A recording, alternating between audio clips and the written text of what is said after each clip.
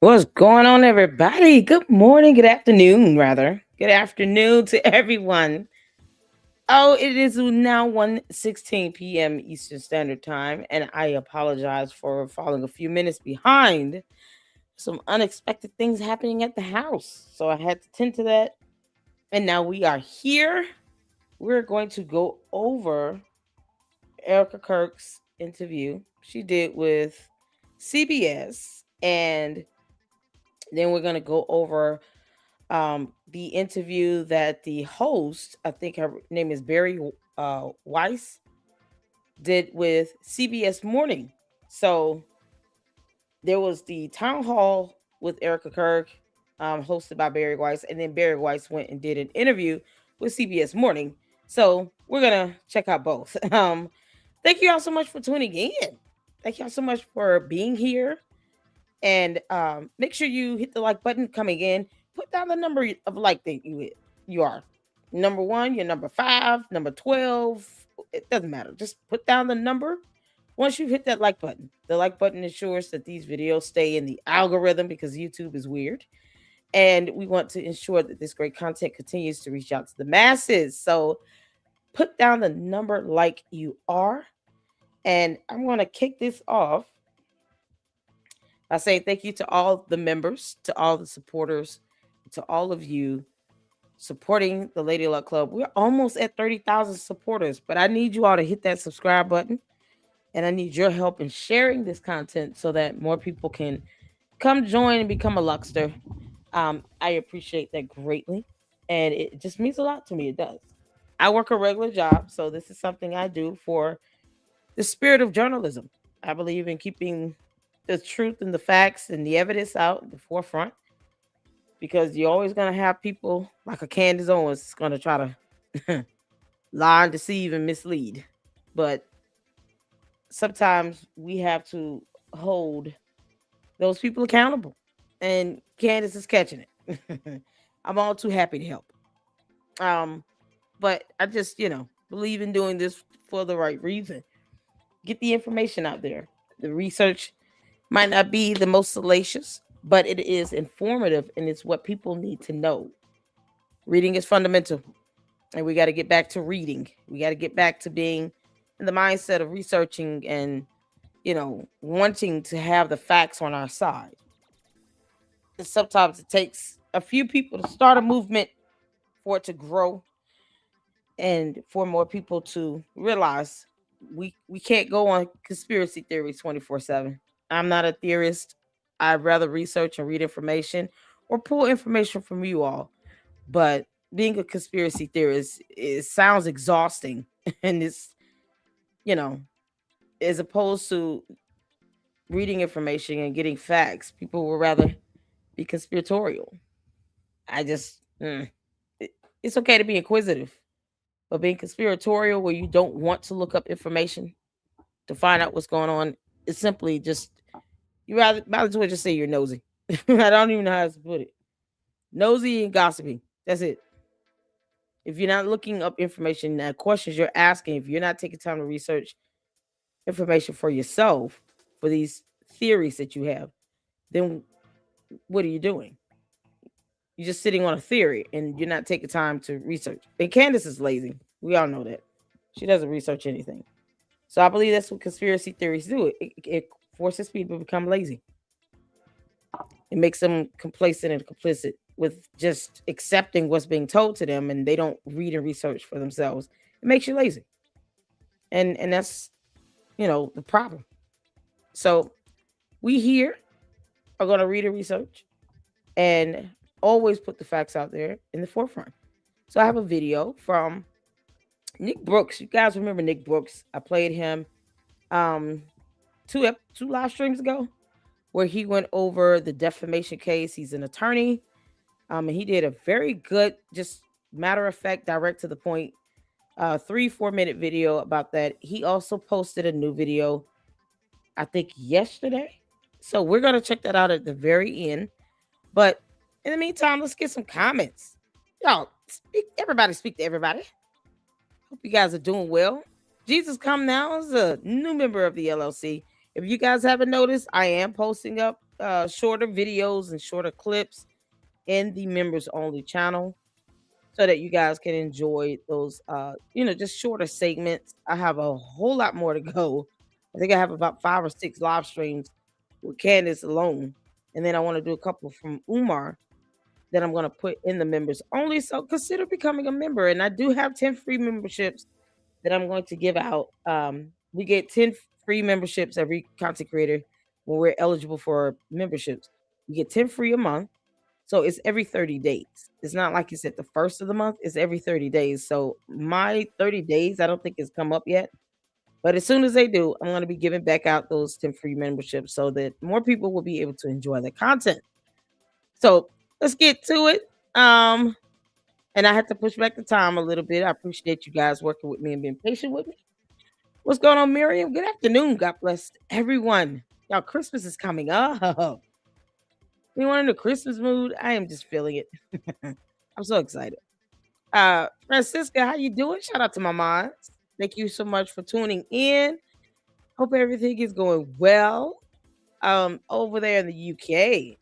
So to all the moms, I appreciate you guys being on hands on deck in this because I do know there's going to be a lot of candy asses that's going to be, saying dumb things and they still don't want to read anything. But um, unless it's like a racial slur, anything like that, or it's straight out blasphemous, because I don't do blasphemous. We don't do code here.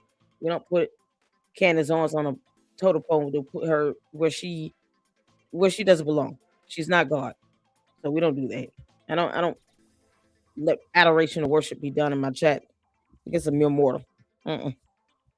It'd be different if it was like a viable defense, but just coming in and trying to give her adoration and praise, go do that on her channel.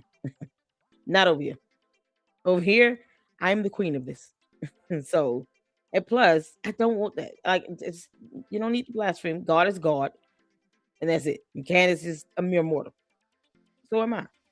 But the last time I saw a comment about somebody comparing her to Jesus Christ, I was like, nope, nope. The devil is a liar. So, and then of course, derogatory. If it's just like someone's just being disgustingly, like they're just saying the worst of the worst comments, those get removed. But anything, if you are questioning, just shoot me a quick email, and just kind of give me a heads up and let me know, and then I can go from there. But typically, I try to let the comments just fly because the candy asses and the bots just gonna say whatever because they're whining. It is what it is. So, um, God bless and good afternoon to all of you. To Internet is Gossip. All right, cool. Andrea, how you doing, honey? Informative is much better than salacious. I know. Thank you so much. It is. Thank you so much. Susie Q, how you doing, honey? LSC, are you gonna go live stream USA tomorrow? I have to go to the office tomorrow. So if I can get home, I'll be able to live stream in real time. But if not, I'm going to still live stream whatever happened during their live stream either way. So I think it's what 2 p.m. PT Pacific time. That'll be like 5 p.m. Eastern Standard. So if I'm home by then, yes, I will go live when they go live. But if not, then I will set up a live stream to go live and still check out theirs. We won't cover Candace unless it's like a clip or something. But we'll check out the actual debunking session. That's what I call it. Hopefully that's what they're doing this for. So they can kind of get her to, to put the facts out there. So if they need to prove malice intent, they can say, we tried to put the evidence out there to correct the record. She still refused to do it. Just like in any other scenario, she won't do it. She will never apologize. So we put it out there. That's their responsibility in that. If they needed to prove malice intent, anything beyond that, I mean, it's on Candace. It's on her. So I hope they sue her. That's it.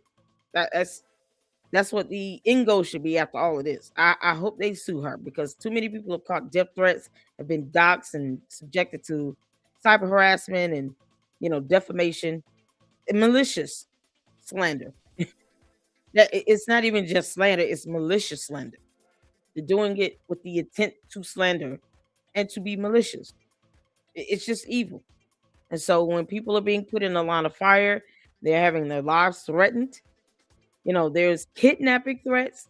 That's malicious slander because now it's bringing about, threats of bodily harm and injury. And I hope they take that to court. That's what I hope.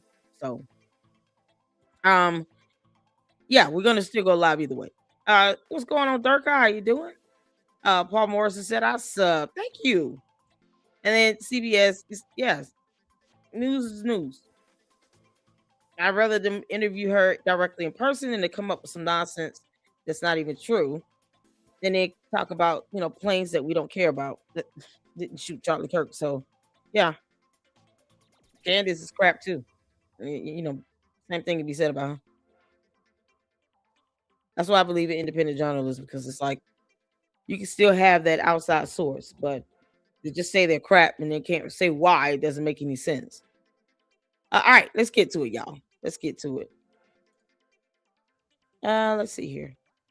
So I'm going to show.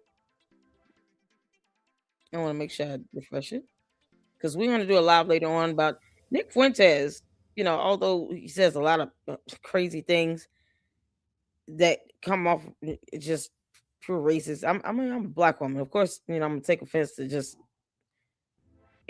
having someone just degrade black people and stereotype all black people. It's just ridiculous. But he does keep his foot on Candace Owens' neck, and that I will agree to all day because she's out of pocket. And this is what needs to happen. Megyn Kelly came out and said some stuff, and it's like, well, you should have said this last month, Megyn Kelly, as opposed to trying to defend Candace. As you can see, defending her doesn't work. And I even asked, what does Candace Owens have over Megyn Kelly? So she's got some information or something. Megyn is too scared to get out. I mean, what is her deal? So thank God Megyn Kelly is not mommy of the internet.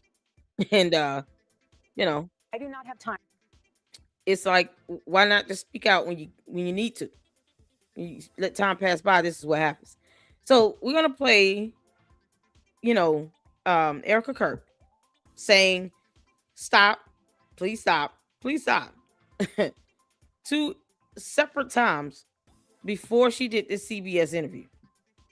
So we can see this pattern here of her saying, "Stop, please stop." It's basically like, leave me alone. Leave me alone. You don't like me. You don't like my kids. You want to be bothered with me at TPUSA. Leave us alone. How hard is that? It's easier to just leave Erika Kirk and TPUSA and her 2 children who are minors for the 6 sadistic people out here that are threatening to kidnap 2 small children. Leave them alone. You don't like them. Okay, leave them alone. You don't need to go after them. Just leave them alone. You're not doing this because you love Charlie Kirk. He's got 2 kids that are being threatened to be kidnapped. And these same soulless, evil miscreants from hell aren't even thinking about that when they're attacking Erika Kirk. The kids are catching threats to be kidnapped.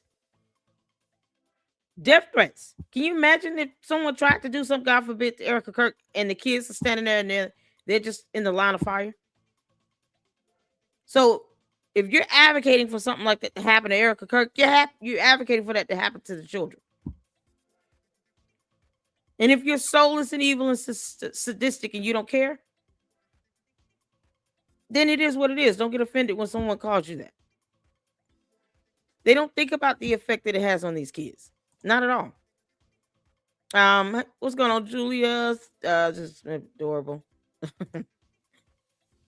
Thank you. I hope I can see it with you live. Oh yeah, I'm gonna try my best. Durka says I'm praying to sue her, praying they sue her. She sued her so that all the evidence of her utter lies are exposed. Although I doubt it'll make a difference with her sycophants. Her sycophants are irrelevant. No one cares about them. Not even Candace. Candace does not care about her cult members. She literally said, "I hate everyone." That's the reason why I showed that. She literally said, "I hate everyone." She didn't exclude her cult and her supporters and her members and people giving her half their, paychecks. She said, I hate everyone. She's not studying her supporters and her sycophants. I never did. I never cared what they think or feel. But she doesn't either. Cult leaders never care. They're narcissists. They only care about themselves. Why would a cult leader, a narcissistic, psychopathic cult leader, care about her own cult members? That never happens. That doesn't align. If she doesn't give a crap about them, why should anyone else? So that is that's just part of her characteristics, as a narcissist. They don't care about anyone else, they care about themselves.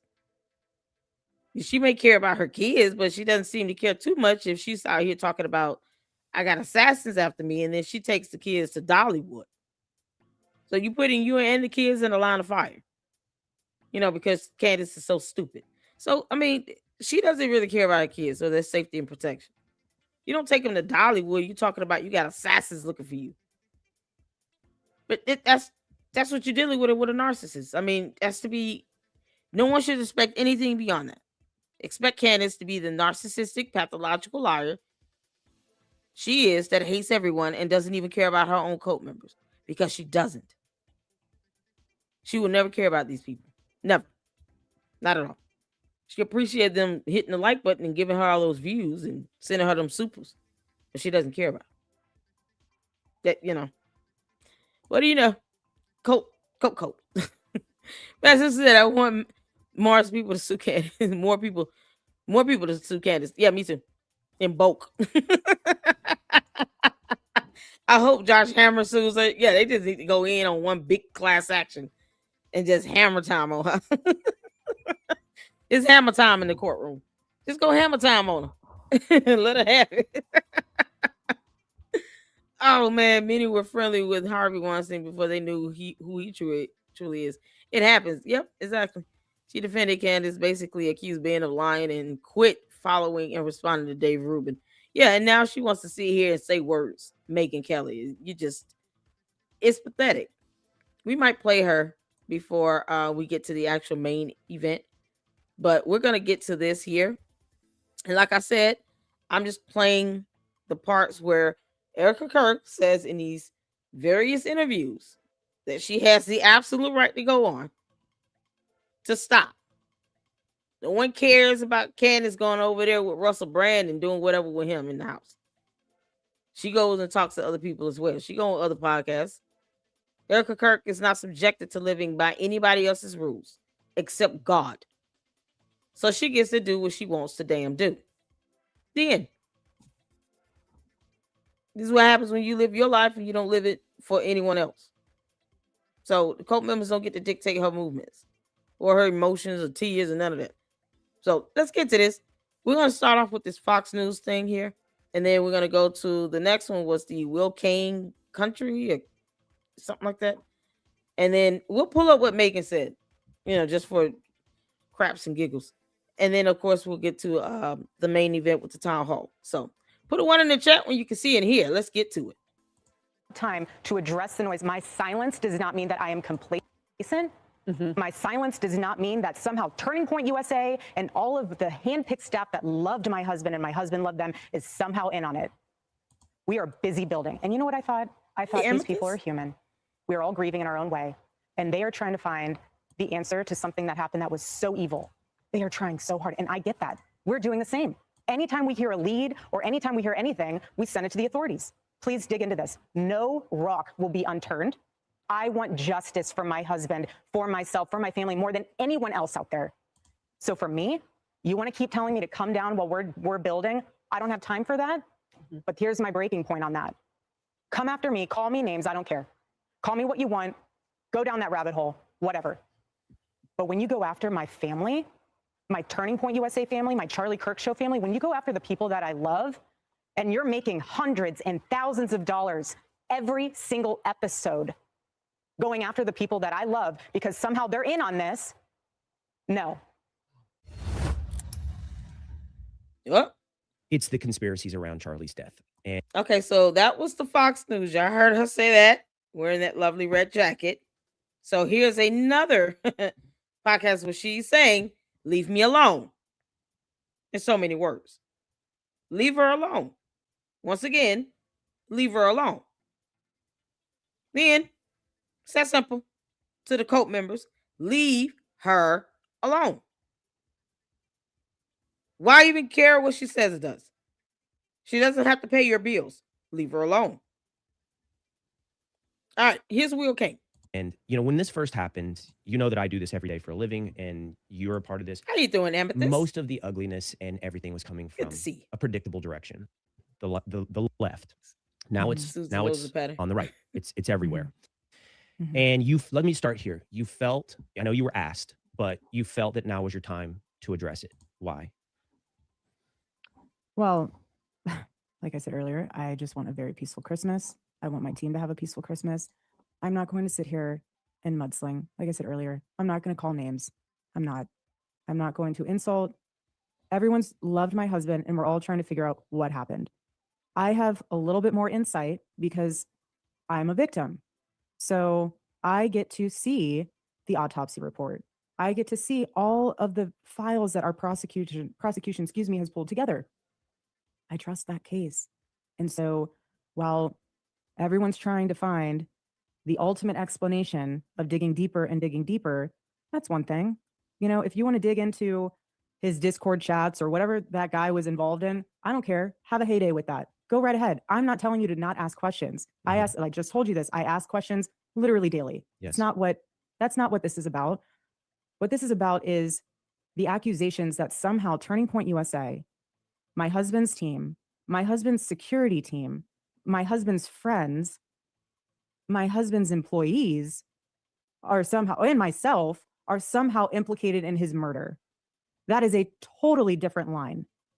Totally different line. So of course I am going to stand up for that. That's a line in the sand, because anyone who knew Charlie and knows us, that's sick. It's sick. But if you want to go after whatever you want to go after down that way of, great. But don't accuse us.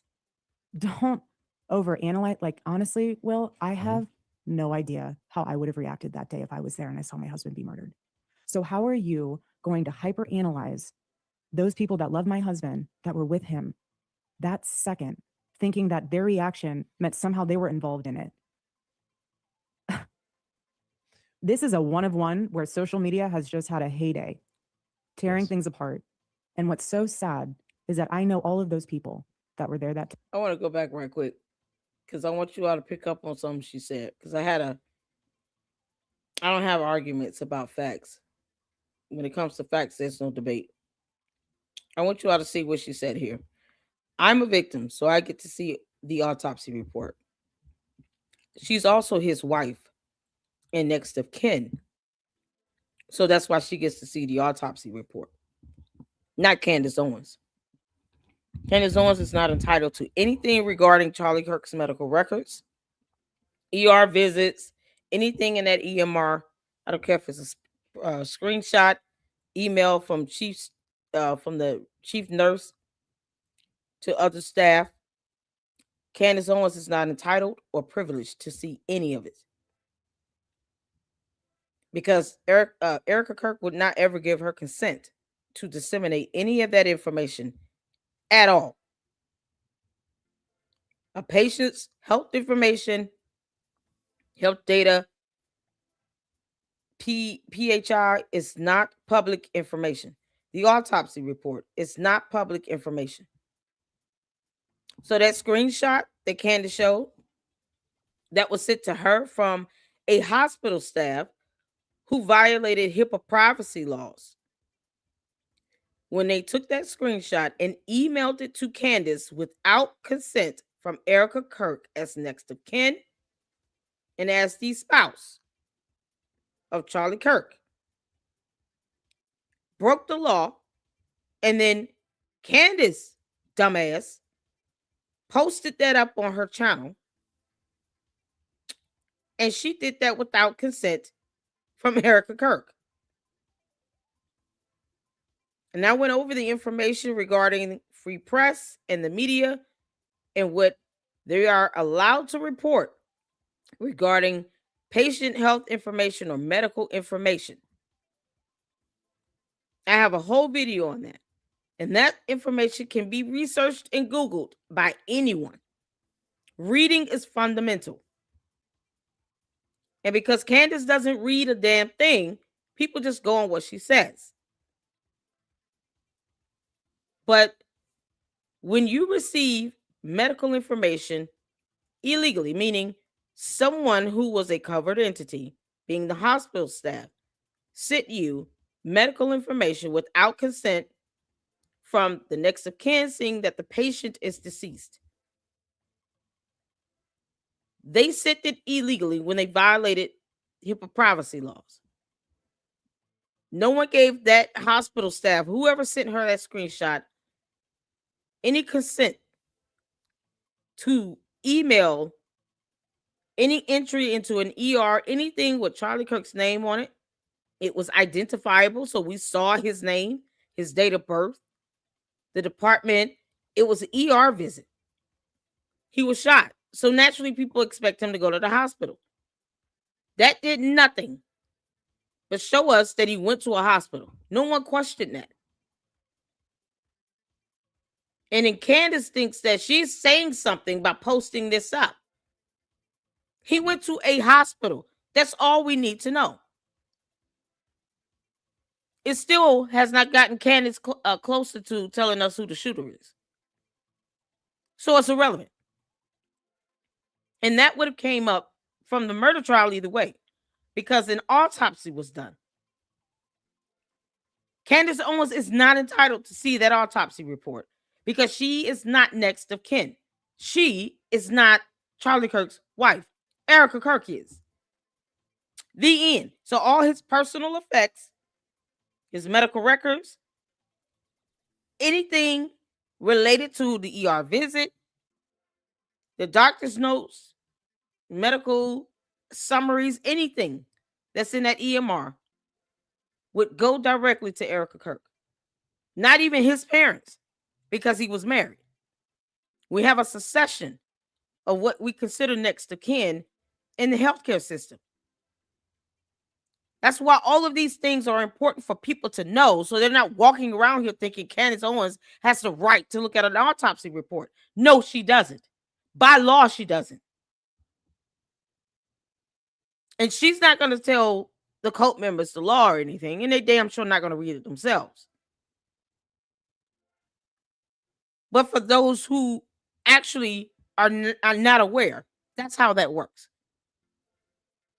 You would have to have an authorization form, a patient authorization release form signed by Erika Kirk in order to disseminate any information if you are considered a member of the press.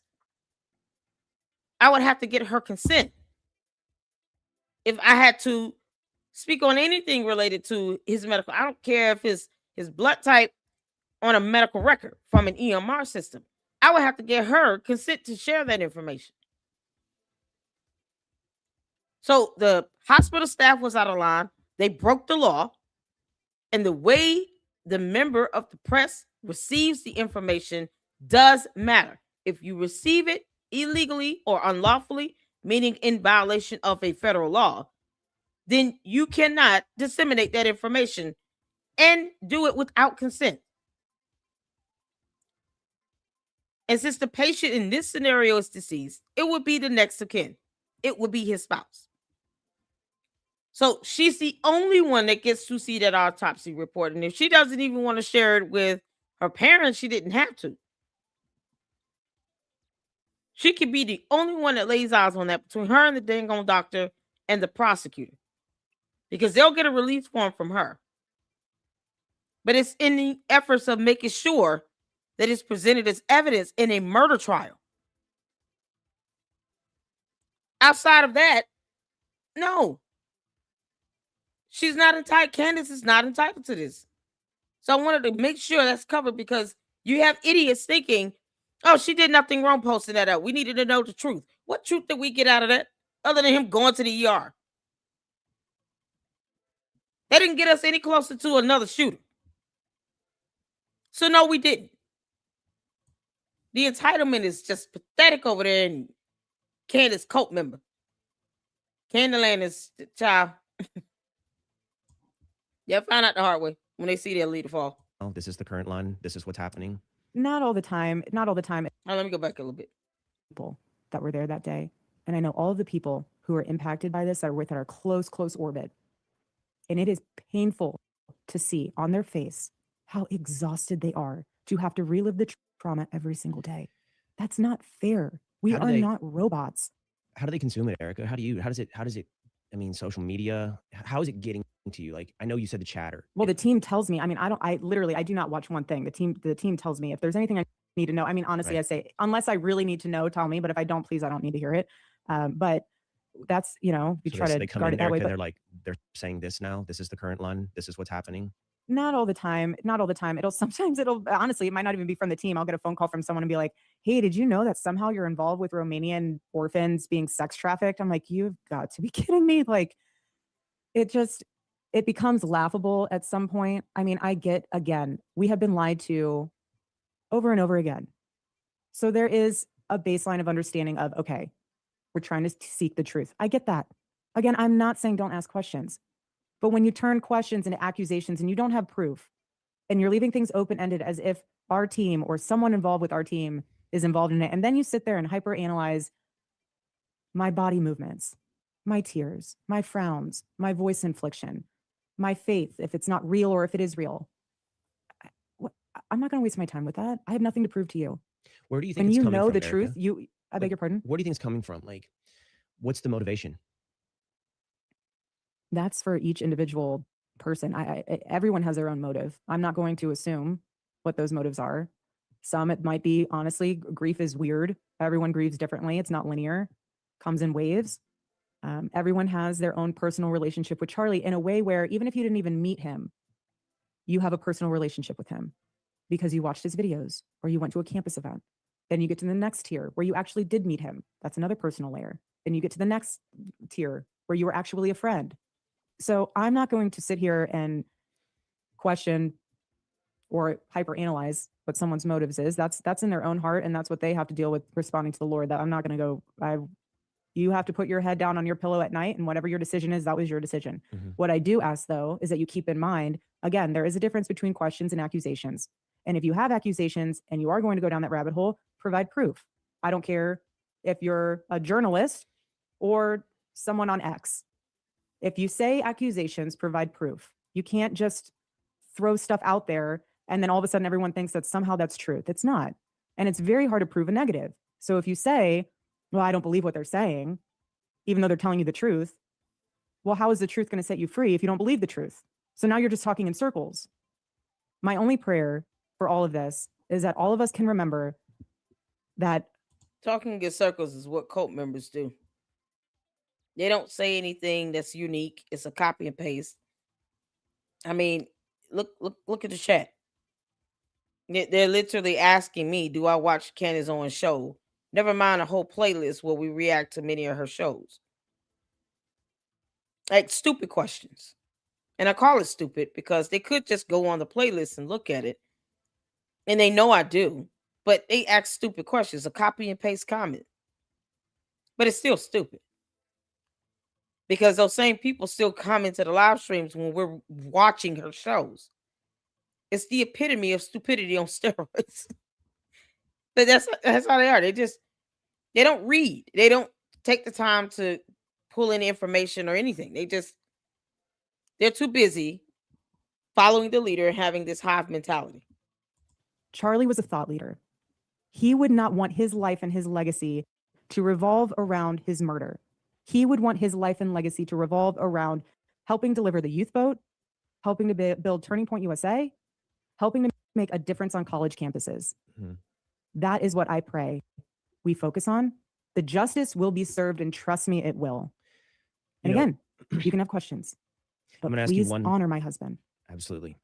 I'm going to ask you one last question on this. And I want you to know, and I want everybody listening to know, I'm trying to ask you about this in the most respectful manner, acknowledging. Oh, I know. But I want you to know this is the juggle. And it's not woe is me. It's like, I don't want you to have to talk about something that you don't want to talk about. I also don't want to be juvenile. So the juvenile part of this is the prurient digging in.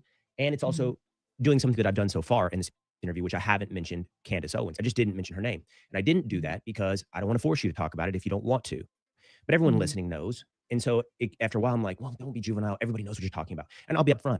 I haven't kept up with it. I don't know everything. I don't know all the accusations. It's impossible. It's impossible to keep up with. So in a lot of ways, I guess I am asking about something that we're not addressing. And I don't think that's fair to the audience. So I'm going to ask you this last question on this. And what I'm going to say is you have made a choice that has changed in the last week. Your team has been talking. And you have also said that a bridge has been crossed, talking about people that you know. What I'm curious about, Erika, is going forward, will you and the team, do you think you will talk about it more? Do you think you will address all of the stuff? Because to your point, you said it, and I feel it. It's growing. It's not going away. You know, the chatter, the theories, it's growing. It's not going away. So how do you think you'll address that going forward? Yeah, the chatter will always be there, regardless. What if we spent all of our time going through every single accusation? We'd get nothing done at the office. Nothing. We were told that if we said stop, it would stop. And we said stop. And I'll say it again. Please stop. Breaking news. So before we get to that, let me show what Megyn Kelly said. This is from Tamara Neely's channel.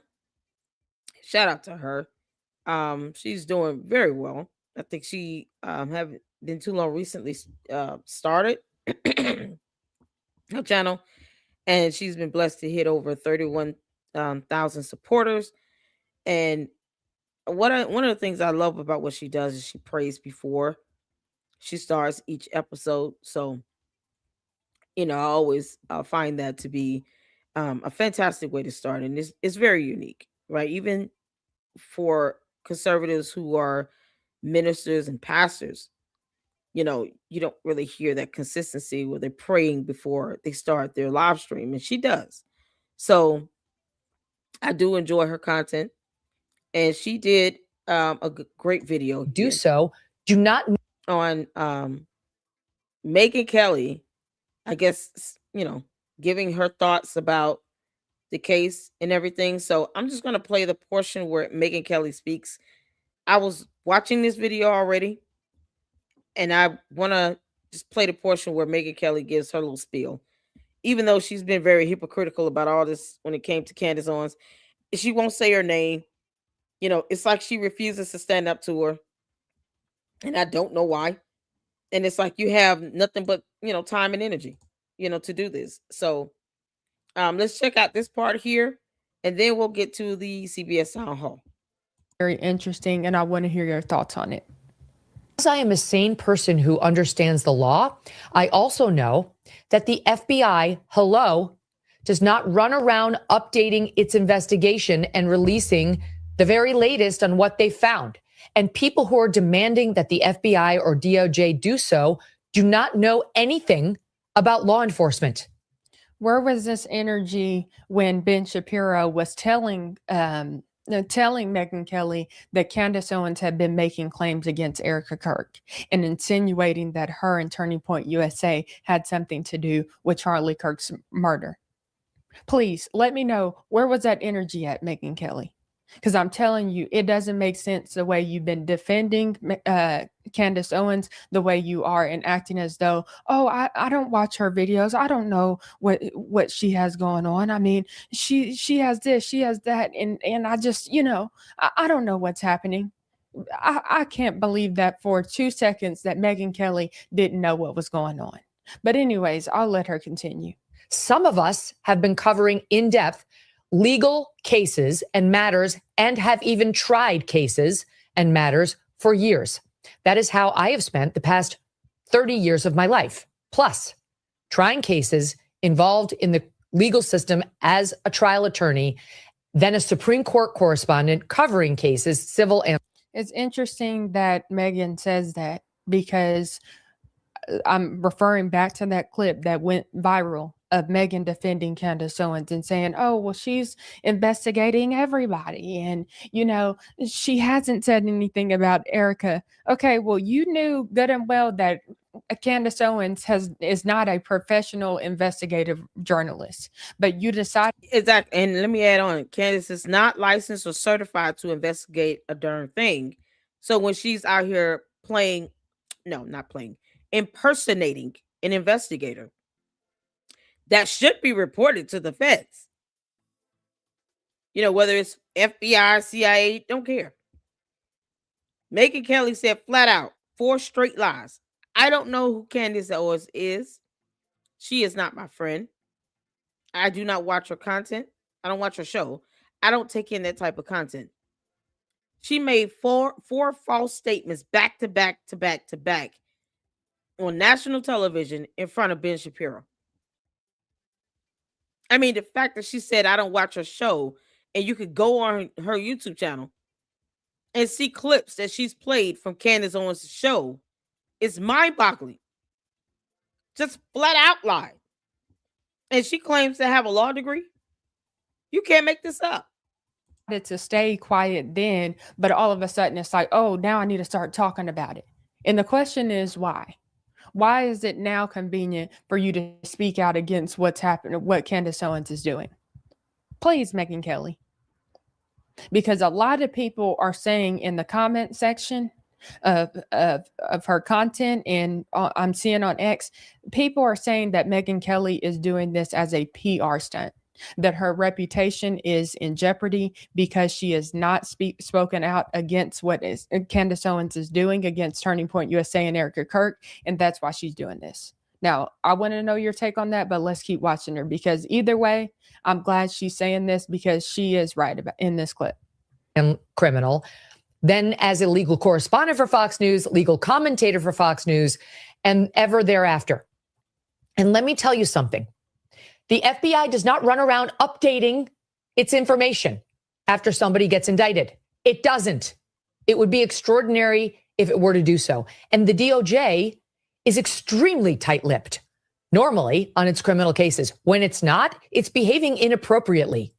When it's not, you have rogue prosecutors who wasn't with the DOJ, Tish James, but like her, the Attorney General of New York, running around trying to update her case against Donald Trump, or Fani Willis shooting her mouth off about Donald Trump.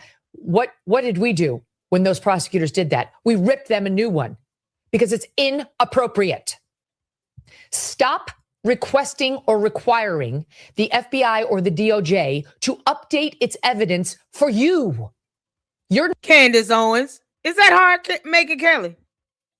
Stop requesting or requiring the FBI or DOJ to update its evidence for you, Candace Owens. Because I'm saying the hard part out loud, I guess. Because she doesn't want to make Candace Owens mad. Megyn, what does Candace Owens have on you? She's got evidence or dirt or something on Megyn Kelly. Megyn Kelly is still being a coward. Because she won't say Candace Owens. No one else is demanding or requesting evidence from the FBI or the DOJ except Candace Owens. Everybody else, her cult members, are irrelevant. Their existence is insignificant in this. And we talk about Candace Owens because she has this influence on her platform. Otherwise, no one cares what the cult members think. Not even Candace Owens. But why won't she just say that? Candace Owens. Candace is the only one making these dumb demands. But yet, here's my thing. Here's the hypocrisy in this. Why is Candace Owens asking for any evidence from the FBI or the DOJ when she does not trust the FBI or the DOJ overall? Because the FBI falls under the DOJ. So why ask for evidence? She's not going to believe it either way. What difference does it make? Once again, the hypocrisy is staggering. The lies are on steroids. She's not going to trust any evidence they show her, period. And she does not care about the investigation. She said it herself. Candace Owens said, I don't care about that investigation. I don't care. So if the investigation being done in the state of Utah by the prosecutors that is being supported by the FBI, meaning the evidence that the prosecutor has in the state of Utah would be the same thing that the FBI has.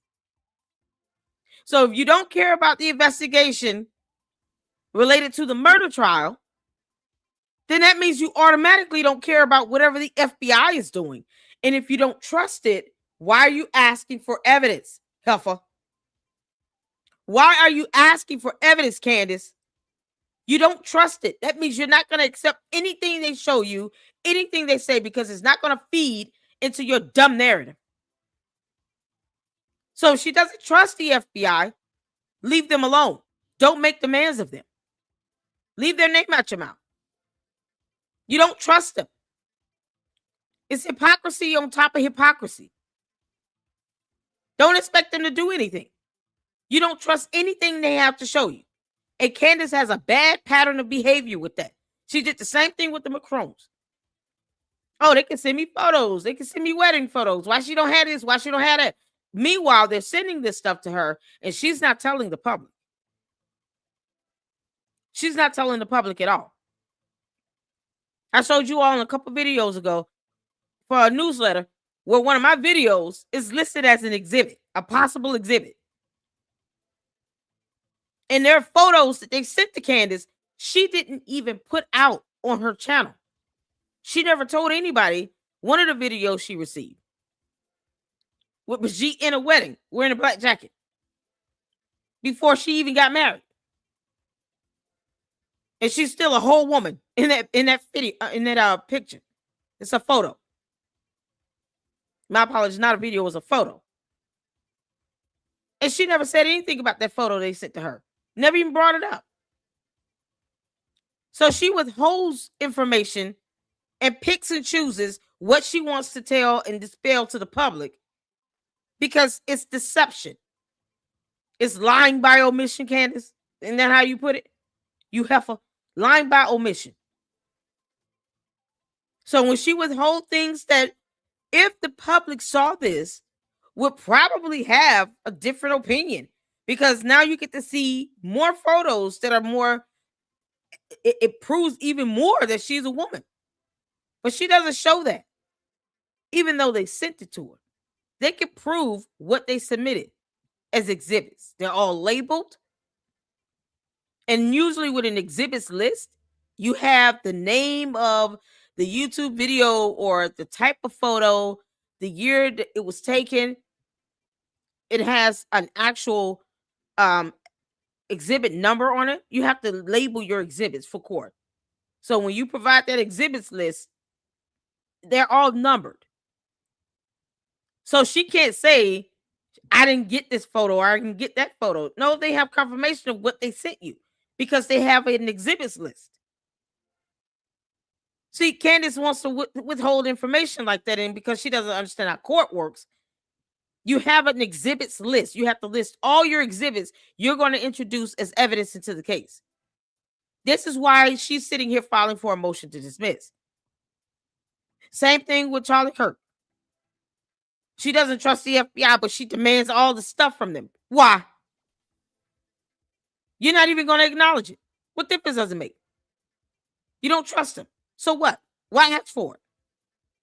Let them do their thing and leave them alone.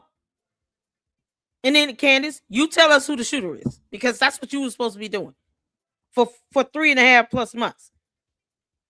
You're supposed to be telling us who the shooter is. So get to the point, Candace. Not the target audience. They're trying to preserve the integrity of this case for when they get it in front of a jury, who are the only people who matter. I'm sorry, but their opinion is the only opinion that's going to matter in this case. And they will come to that opinion based on evidence that gets. I mean, I'm loving this sternness. Like, she's just very direct. This is why Megyn Kelly is who she is. She's Megyn Kelly. And this is a great example of that. Submitted to them that passes the rules of evidence, which are there to maintain the integrity of a case and an investigation and of the defendant's constitutional rights. That's how our system works. Now, I just thought about something as we were watching that. Do y'all think the reason why wait, actually, hold up. Rewind. Let me show you guys this clip of Megyn Kelly saying that she is staying silent on Candace Owens and stuff like that. This was as of 1 day ago. I'm not talking about how she's been acting the past couple of months, but as of 1 day ago, she said she's staying silent for good reason. I want you guys to check out this clip first. There's been a back and forth now between Erika Kirk and Candace Owens. And I want to ask you guys about the politics of this, the politics of it, and also the politics of Israel, because those two things right now are dividing the conservative movement and some inside of it. And now it's gone beyond the back and forth between like a Candace and the Turning Point group into this is going to cost us the midterms. The midterms, like, don't lie in my chat. When I hear to hear about you being tapped into some alternate reality, there is a case. That's just a flat out lie. It's a flat out lie. Why even put that? There is a case. You just don't believe in it or like it. That's on you. But that's a flat out lie. Can I get one of the mods to delete this comment? Don't just flat out lie in my chat. I refuse to allow my platform to be devalued down to a dumb lie like this. It's a stupid lie. In this reality on earth, there's a case. You don't have to believe in the case. You don't have to trust it. I don't care. But don't just say it doesn't exist. Get that crap out of my chat. It's stupid stuff like this. Why lie? We're not here to tap into some alternate reality of any of the cult members. I don't care what they think or how they feel. To the candy ass cult members, you come to my chat on your own accord and at your own risk and at your own peril. I try to be fair in posting up comments from everybody, but don't just lie. It's like a slap in the face to say there's no case. Wherever your mind has gone to, take your body with you next time. Dumb lies are unnecessary. It's unnecessary. You don't have to put the guy out, but don't put dumb comments like that. It's a flat out lie. Flat out lie. And you guys are the politics experts. So I'm going to set up the underlying argument on which you do not need to opine, but I'm going to ask you for your take on the politics of it. So for the audience, here is what happened. Something extraordinary happened yesterday. And just FYI, I am going to have more to say very soon on what's happening between Erika Kirk and Turning Point on the one hand and Candace on the other. Not today, but very soon. And I have my reasons for that. So Erika went on with Harris Faulkner yesterday in, again, promoting Charlie's book. And she said the thing that Candace had said from the beginning Candace needed to hear in order to stop with blaming Turning Point for Charlie's assassination. For the listening audience, we have a man in custody for the Charlie Kirk assassination. His name is Tyler Robinson. He will be in court today in a couple of hours on a hearing about whether and what access the media should have to this trial. We'll be covering that for you tomorrow. And Erika, as fired up as I've seen her on this, clearly addressed Candace directly without saying her name. And I know for a fact this was an address to Candace, and Candace knew it too because she responded to it. Here is Erika Kirk. This is how Erika teed it up. Let's start with SOT 9. SOT 9.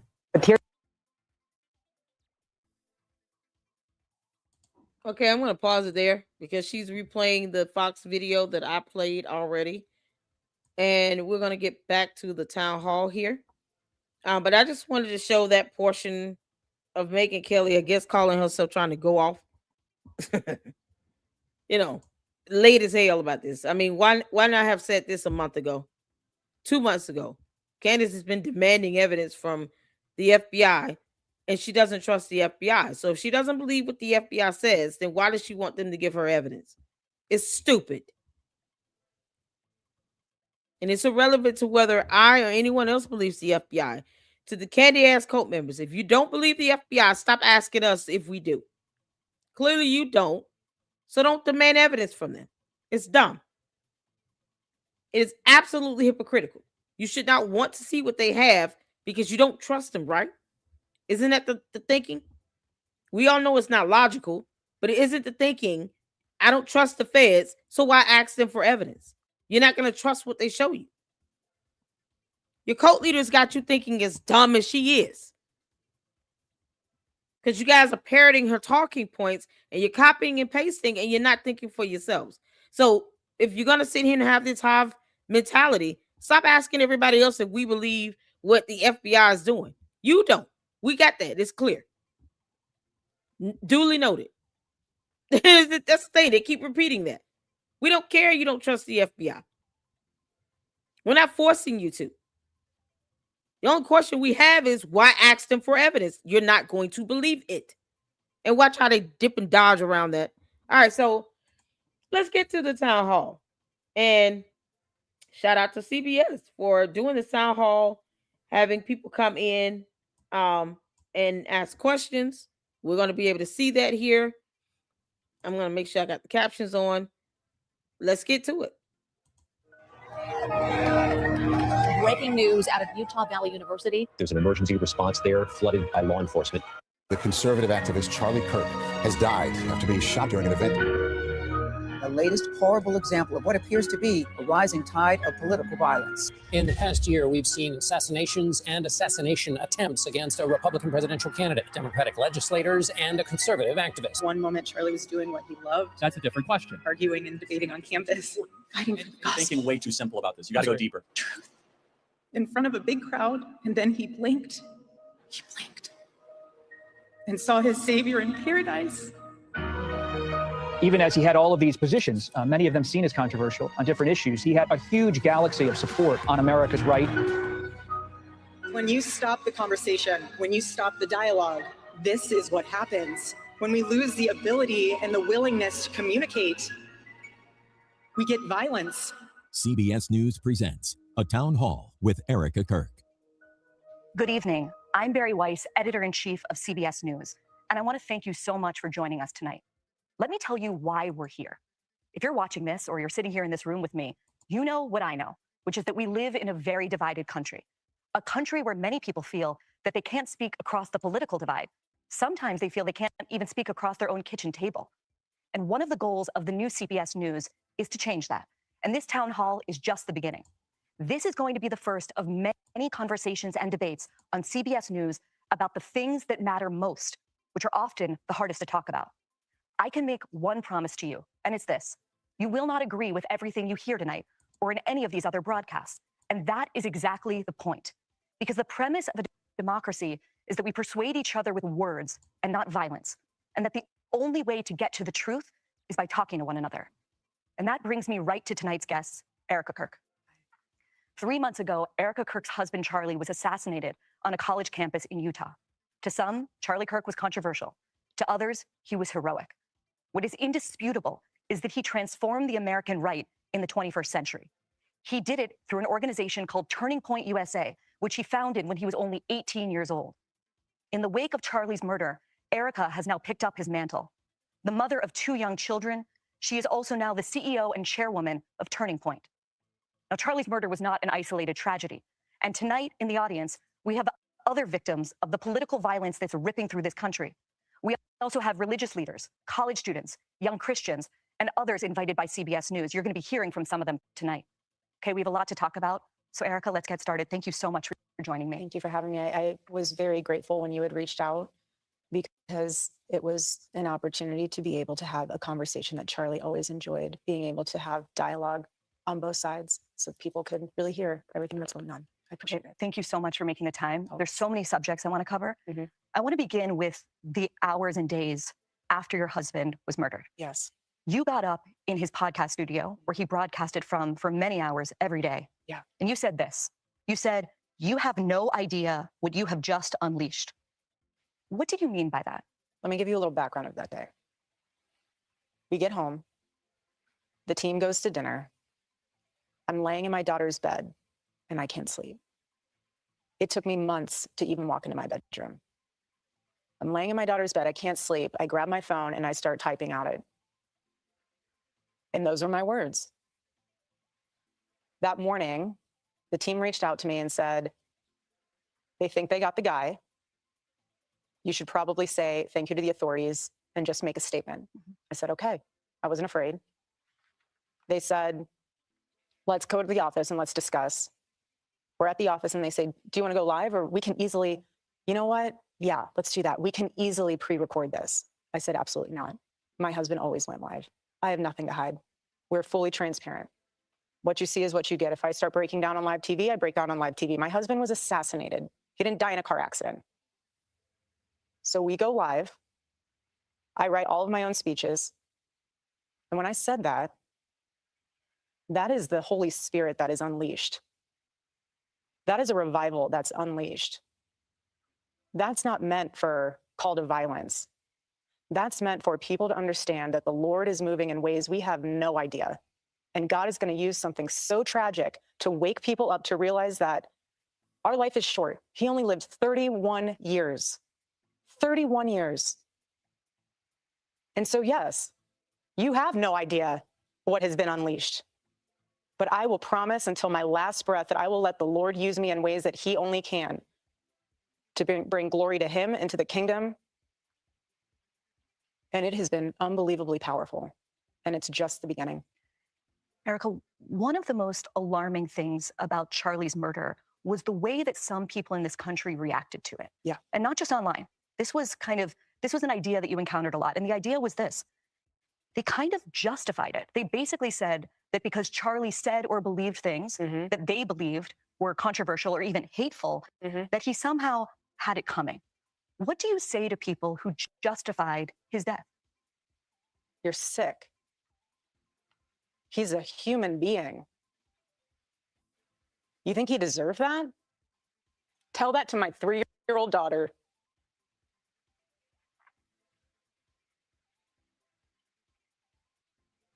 Excuse me. You want to watch in high res the video of my husband being murdered and laugh and say he deserves it?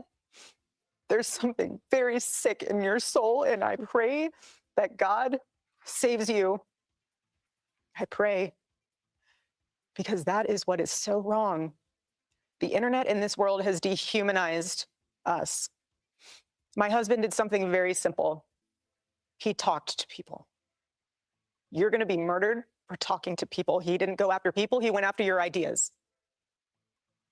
And if you think it's okay to murder someone because you think they had it coming for them because they took the time to have people come to the front of the line if they didn't agree with you, and you think it's okay because you don't like what they say or how they say it, that they should be murdered and you're enjoying it and you're rejoicing in that, that is evil. Evil. Excuse me. As you know, and as I know, one of the ideas that has gained a lot of traction among young people, especially in this country, Erika, is, and this leads them to this kind of justification, is the idea that words themselves are violence. And that brings us tonight to our first audience question. It comes from Angel Eduardo. Angel is a senior writer and editor for the civil libertarian group, the Foundation for Individual Rights and Expression, or FIRE, and he writes passionately about issues of free speech. Angel. Thank you, Barry. Excuse me. Hi, Erika, my condolences. A recent survey that we took after Charlie's assassination found that 90% of undergraduates believe to some extent that words can be violence. Another FIRE survey that we took earlier also found that 1/3 of surveyed students believe that using violence to stop disfavored speech can be acceptable, at least in rare cases. What's your response to those numbers? And what would you say to those students in particular? Well, for the people who say that my husband might have incited violence, I know that was not your question, but I'm going to put a squash on it before anyone else can attach to that. My husband never incited violence. He never once said, go after them because they're saying X, Y, Z and they deserve to die. My husband never once said that, and he never would. What did he say? Come to the front of the line. I'll put my mic down. Tell me why you believe that. Well, that's interesting. I never thought of that. But have you thought of this? People heckling, laughing at them. Stop. It took a lot of courage for them to come up here. Stop doing that. He gave them a microphone. He didn't take away a moment for them to speak back. He gave them a microphone. And what they do, they gave him a bullet in the neck. Totally different. But you have secular revolutionaries that want to come out and say, you can't say that. I'm going to stop you from saying it. I'm going to Why? You don't have a conversation. Something as simple as a conversation. And this is what is so fascinating to me. My husband knew that something as simple as having a conversation could change the world. So simple. That is an ancient thing. Come and sit down and have coffee with me. Why do you believe what you believe? 80s and 90s, they were doing this in Congress, then going to have a Subway afterwards. Why don't we do that anymore? Instead, it's violence. Usually one-sided. I'm not going to go there. But you know what's so interesting about my husband's book, the last book he will ever write? It could have been about politics. It could have been about football. It could have been about anything. He was multidimensional. It literally says, stop in the name of God. Stop. Stop the violence. Stop the hate. Have a conversation. Stop. And what he knew in that book was not just so much stop that, take a minute to get off of your phone and realize that we are all human, operating on this broken planet, all sinful, no one's perfect, and we're not getting out of here alive. But what he knew in that book was the balancing factor of communication. You cannot communicate with someone if you're not at peace with yourself. So he went on campus talking to a kid. They're screaming at him, screaming. Does he scream back? Not once. He sits there. And you know what he's thinking? It's in that book. Maybe you need to take a few hours. Get off your phone. Go for a walk in nature. Go sit and have a coffee. Go and tell your mother you love her. Go do something that is beautiful and healing instead of trying to tear something down that you did not build. That's my thought on that. We're going to talk about the book in a little bit, but I want to pick up on a theme that you've now hit on twice, which is the idea that the black squares that we all have in our pocket, our phones, that they are doing something to us collectively, that they are dehumanizing us. Later, we'll talk about the conspiracies that are spreading right now on those platforms about who killed your husband. What do you recommend to people sitting in this room? What are your practices to disconnect, to reconnect by disconnecting? Well, like my husband, I took all of it off my phone. All social media off your phone? I don't have it on my phone. I have a team that helps run it. I really, everyone has an opinion about me. I could care less. You know what I care about? I care about what my daughter says about me and her running up into my arms and loving on me. That's what I care about. One of the things that has happened over the 3 months since Charlie was murdered is that people have gone through the thousands, maybe tens of thousands of hours of words he produced. He said more in 31 years than most people will say in a lifetime. And I want to read a few that have captured the most attention, especially on the political left, okay? Yeah. Some gun deaths were, quote, unfortunately worth it to preserve the Second Amendment, he said. Acknowledging that he wishes he didn't feel this way, he said, I'm sorry, if I see a black pilot, I'm going to be like, boy, I hope he's qualified. He said the Civil Rights Act of 1964 was a mistake. Now, I realize that all of those quotes come from longer conversations that he had on his show. Correct. But he did say those things. And Charlie is being memorialized by many people as a person who promoted civil discourse, as a person who said, come to the front of the line, let's have a civil conversation. How do you square that with the statements I just read?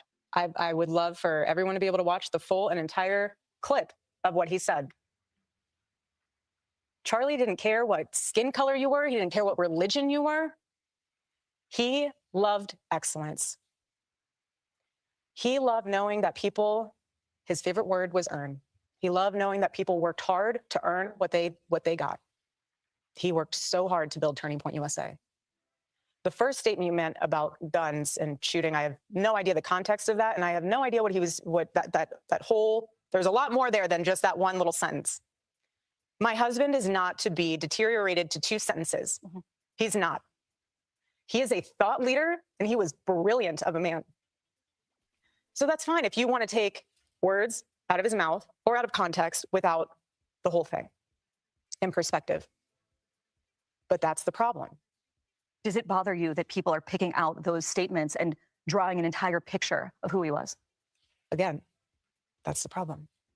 You're not having a conversation. You're having a 15-second clip on the internet to define your thought of who someone is instead of taking the time to educate yourself on truly who that person is, what they thought, because why? They challenged you to think a little different. Again, my husband was an amazing man. We're human. But I do not once, for 1 second, think he was anything else than exceptional. Erika, as you know, the last person that Charlie ever spoke to was a Utah Valley student named Hunter Kozak. He was asking Charlie a question that day when he was shot, and he's here tonight, and he wants to ask you a question. Hi there. Erika, I want to tell you how much I appreciate your calls for peace and unity. And I'm likewise horrified by the people in my so-called camp who were cheering about Charlie's murder. I believe that they stoke the flames of violence. But even worse is when powerful, influential people on either side of the aisle stoke the flames. When they do it, the flames can become an inferno. And this leads me to Donald Trump, the most powerful and influential person on earth, who has more responsibility than anyone else to put the flames out. Just last month, President Trump called on 6 Democratic lawmakers to be tried for sedition, which he clarified was punishable by death.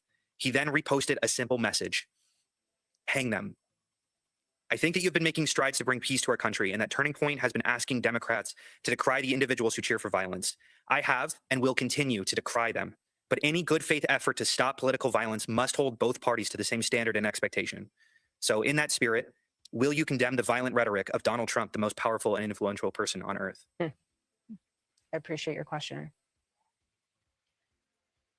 You know my heart. Why would I ever say, yes, go murder people? This is so much deeper than just one. I understand your sentiment. I do. But this is also so much deeper than just one person. This starts at the home, okay? This starts with family. This starts with a seed that grows and grows. You can choose to have evil in your heart, or you can choose to have light. What you consume and what you absorb from the outside world will manifest itself. No, I will never agree with political violence. My husband is a victim of it. I'm a victim of it. But what I'm trying to say here is that we can blame everyone else. We have to look in the mirror when you become a father, when you become a mother. How are you raising your kids? Are you taking responsibility, or are you giving them a device and saying, go down that rabbit hole? I'm trying to go to Pilates class. You can just sit in the corner and look at your iPad or look at your phone and go down that rabbit hole and see what you can learn from that instead of being a parent. So my call to action from that is, parents, step up. Do you want your kid to be a thought leader or an assassin? That's where we're at. Do you think our political leaders have a responsibility to turn the temperature down right now? Well, I think everyone has a responsibility to do that, and I'm doing my part. Okay, let me pause right here because I don't get into the politics of it all, but I don't agree with Trump or anyone else saying hang him. Just like I didn't agree with people saying hang Mike Pence on January 6th, I will never agree to anyone saying hang them. It's that simple. Bottom line, nobody should be saying that. If you have the ability to will power, especially the power of the President of the United States, you do not put in any message, hang them. That is not what we're about. We have a justice system. These people will be entitled to due process. And that is what he asked. Would you condemn it? The answer should have been yes. I would never agree to anyone saying hang them. I don't believe Donald Trump's mother is alive. And Donald Trump, last time I checked, was well over 70 years old. Even if his mother was still here, it is not her duty to still teach her 70-something-year-old son not to say hang them. He shouldn't have said it. The end. No one would appreciate that coming out of Joe Biden's mouth or Barack Obama's mouth or any other president you can name. Bill Clinton, Ronald Reagan. No one would appreciate that coming out of any president's mouth, period. You don't say hang them. You just don't. And none of these presidents pay my bills. That's the beauty of being non-political, where you don't take one side or the other. It's the essence of free speech. You're ordering for people to have a public execution to be hung. For what? An accusation is not a matter of a fact. And they would have to have due process. Evidence would have to be presented. That's it. You can't wield the power of the FBI department when it's favorable to you. When it comes to your accusation against someone else, all of a sudden, our justice system doesn't exist, and these people would not be due to be granted the rights of due process again? Constitutional rights? No, he should not have said it. It's not that hard. And if he doesn't like her saying he shouldn't be saying that, then that goes to show his level of maturity.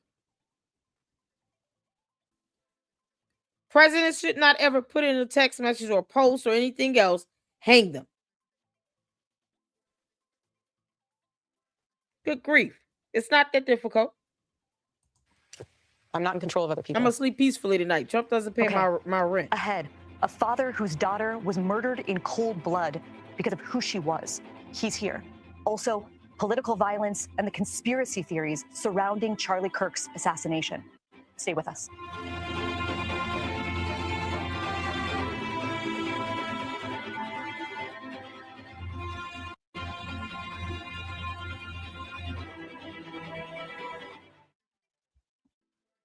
Never before has conservatism, the ideas of freedom, liberty, American exceptionalism, been so popular on these college campuses. Welcome back to our CBS News Town Hall with Erika Kirk. Bob Milgram is the father of Sarah Milgram. Sarah was fatally shot last May outside the Capitol Jewish Museum in Washington, D.C., alongside Yaron Lashinsky, her boyfriend. I understand that's the punishment for treason, but they would have to be tried for treason. They would have due process. That's it. And they wouldn't be hung. We don't have hangings in the United States. It's not even a form of what we see as death penalty here. That's why I don't understand him saying that either. It's just not. We don't do hangings and lynchings in the United States anymore. That's not a form of capital punishment.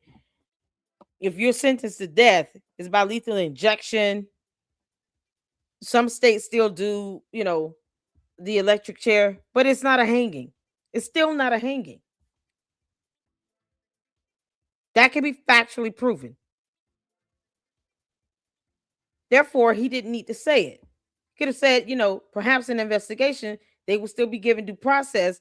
They don't have to go to court and have a judge and a jury rule on that. More of a reason why he should not have said hang them. It's not even a form of capital punishment. It doesn't make sense to even say those words.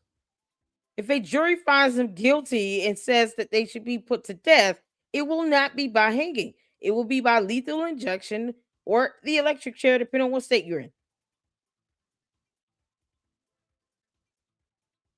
Why is that so hard to look up? Do we have to look up? A hanging is not a form of capital punishment.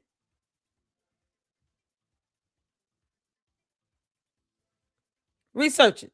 Send me the evidence on where we're still doing hangings as a form of capital punishment in the United States of America.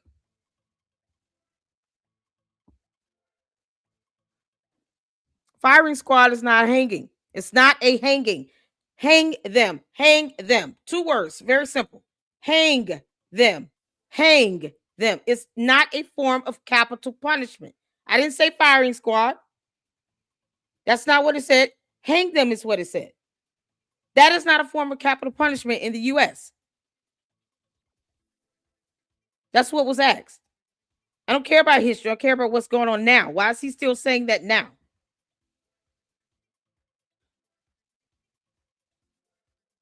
It's not what's happening now.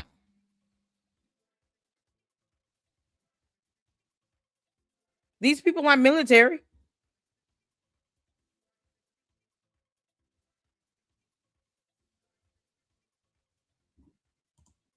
Got it. I'm like, I'm not talking about history. Didn't he just send this post in this year? In the year of 2025. Jesus Christ. Sarah was just 26 years old when she was killed. Bob, thank you so much for being here. Thank you, Barry. Hello, Erika. Just as our family could not anticipate the pain we've been going through following the murder of our daughter, Sarah, there is no way I can understand the pain that you and your children are going through as a result of Charlie's tragic death. Our daughter was killed because of anti-Semitism, hate against Jews, and hate against the Jewish homeland, Israel. We know about the growth of anti-Semitism on the left, including here in New York City, where the mayor-elect still will not condemn the phrase, globalize the intifada. What I want you to address is growing anti-Semitism on the right, including Holocaust denial, anti-Zionism, and the normalizing of centuries-old conspiracy theories about Jews. Will you here condemn the individuals spreading that hate and speak out clearly enough against anti-Semitism so we can prevent another tragedy? Yes, sir. First of all, I'm so sorry. You and I are a part of a very small club. Painful. But you're in good company, and I will pray for you. Sucks, doesn't it?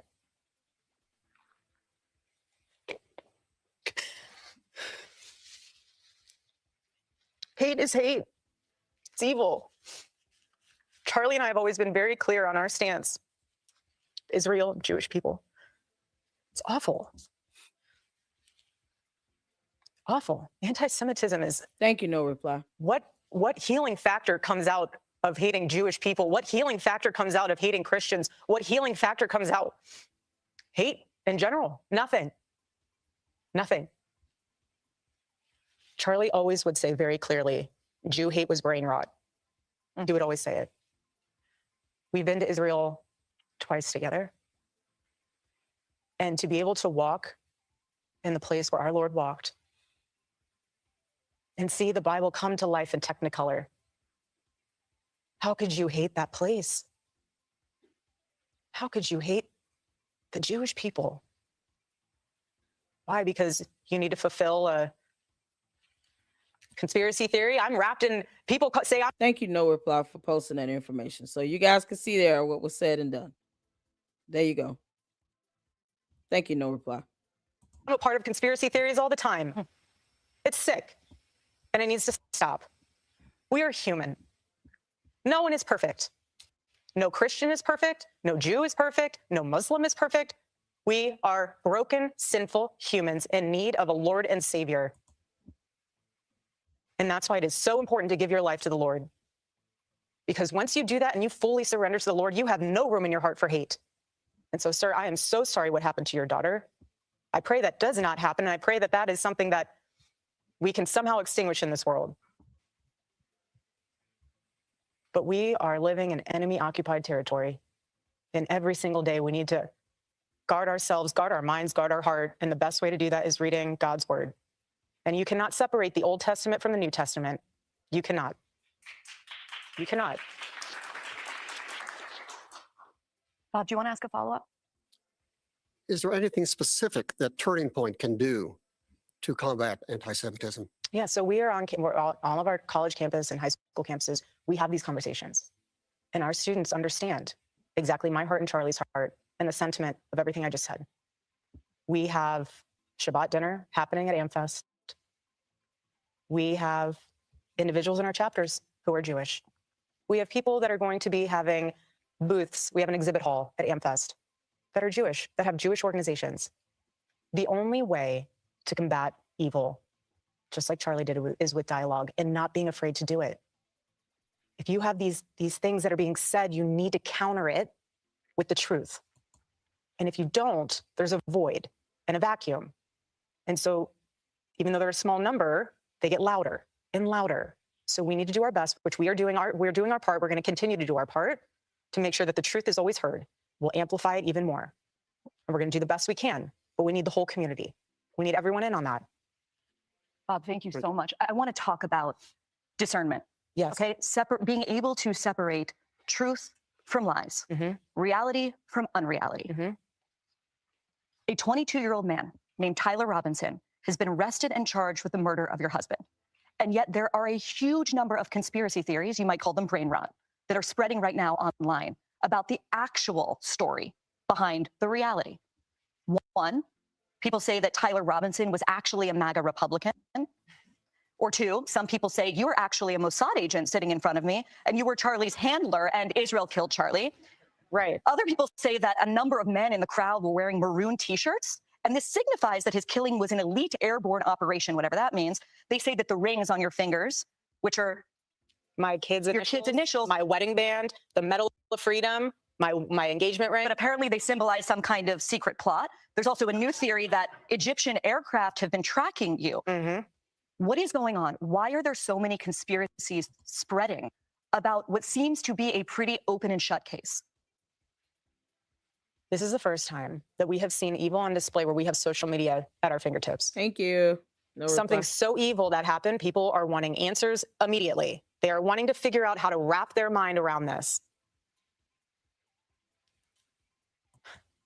Egyptian planes. Do you, but just, no, do you believe that Tyler Robinson murdered your husband? Yes, I do.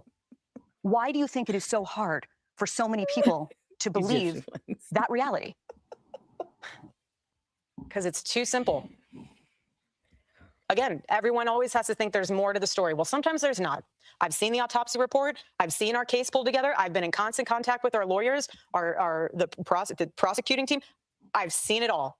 And let me tell you this. Why in the world, why should we, prior to the trial, lay all of our hands and cards on the table for the defense team to see, to somehow then, I don't even know what they... And exactly.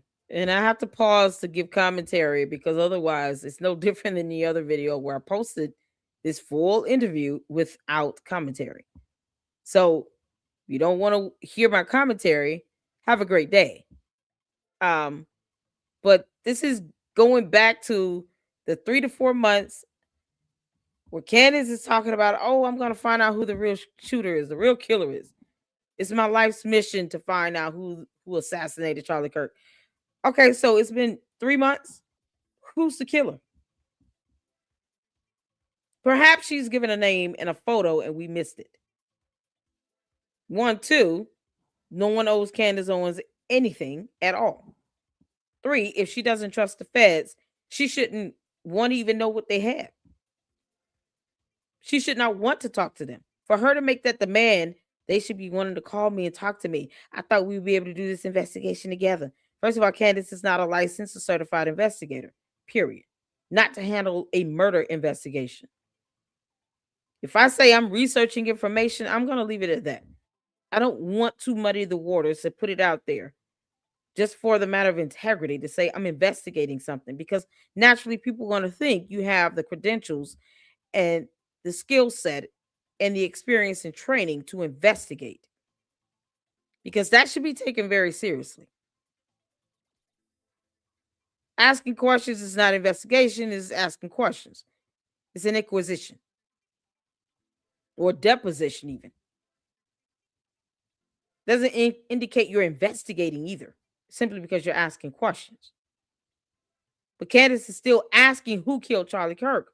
Why? She's supposed to be the one answering that question, not asking it. That means her research should have been getting her evidence and information to lead to a killer, to a shooter.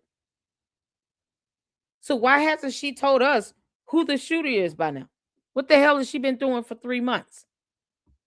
And why does she need anything from an FBI she doesn't trust?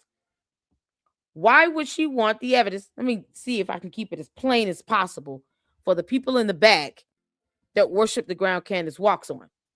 Why would you want any evidence or documentation from the FBI when you don't trust them?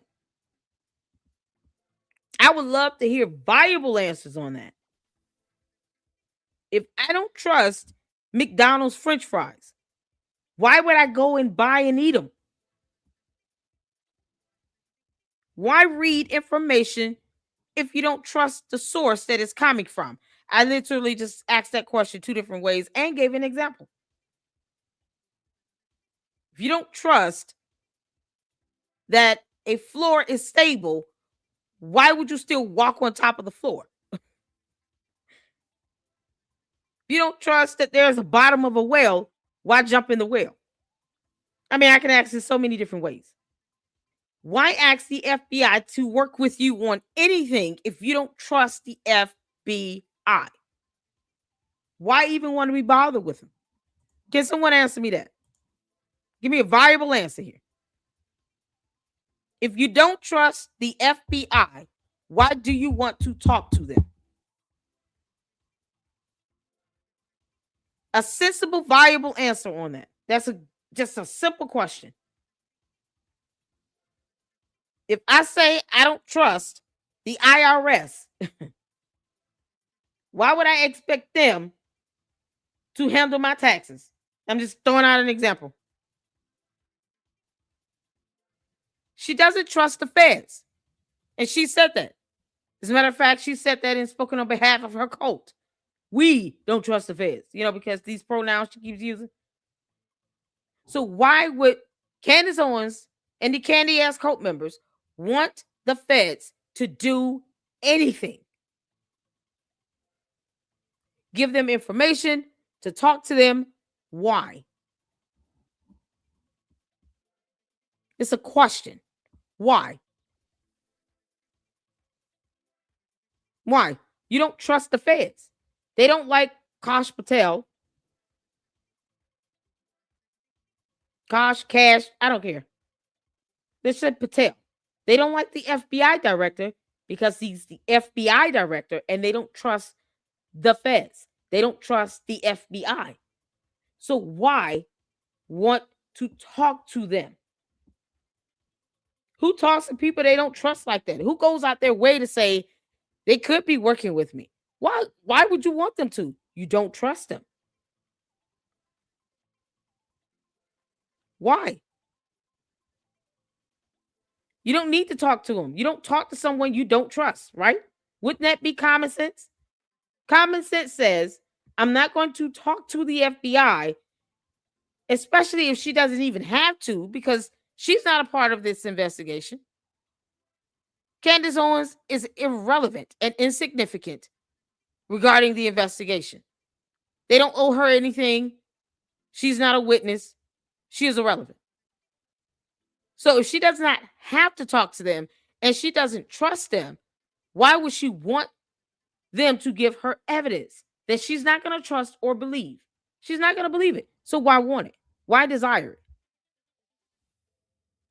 Simple question. She doesn't trust what they give her. So why would she want to talk to the FBI? Exactly. It's a hypocrisy for me. Don't ask them to give you evidence if you don't trust it. It's just a formality. It's let me just get stuff from them so that I can go on my show and dog it out because I don't trust it either way. Why take it in the first place? You know you're not going to trust it.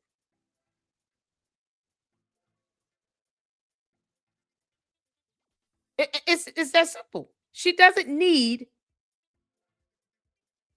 to talk to the FBI to get evidence from them. She doesn't need to do any of that because she's already said, I don't trust them. I don't care about this investigation. She's already said it. Of course, the candy asses can't respond to that because, it's too much like admitting, you know what, that makes no sense. She shouldn't even want to be bothered with them. She should want to do her own thing. At this point, she should be telling us who the killer is, right? Because that's what she's been doing with her and her unvetted tip lines. Tell us who the killer is. I told you all the candy asses come into this chat at their own peril. I don't give a damn how they feel or what they think. They come in their own peril. But logic is, they cult members don't use logic. Even the most basic, mundane questions you can ask them, I guess words are hard for them. So they will never admit it makes no sense that Candace Owens would want to reach out to the FBI or talk to them about a case that has nothing to do with her if she doesn't trust them either way. If she's not going to accept or believe anything they have to say, she would only be taking that evidence and they will never give it to her, but she would only be taking anything they tell her for content, just to mock it, because she doesn't trust it. It would only be for content and for no other reason. She wants to invoke herself in this assassination investigation, this murder trial, when she doesn't care about it. She could see her ass out of it. She tried to force herself into a gag order, and there was never a gag order produced with her name on it. I dared the candy ass cult members to go ask their cult leader to produce this gag order she's saying she's going to violate. They weren't smart enough to do that. Trust me, when I say I don't care about how cult members think, I don't. They weren't smart enough to go and ask her, can you produce this gag order you're talking about violating? Because it didn't exist. She tried to invoke herself into a protection order that had nothing to do with her. That is how desperate she is to try to be a part of this.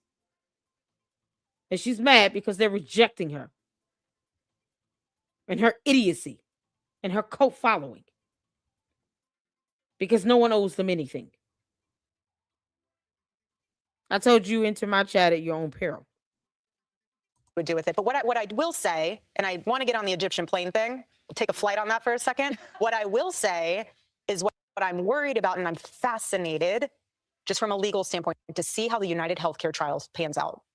And I say that because this is the first time where we are seeing the implications. You're talking about Luigi Mangione. Correct. I prefer never to say any of their names. They do not even deserve the ounce of oxygen and breath out of my body. But what I mean is it's fascinating to see how social media will impact that court case, just how it might impact mine. Are you nervous he's not going to get a fair trial?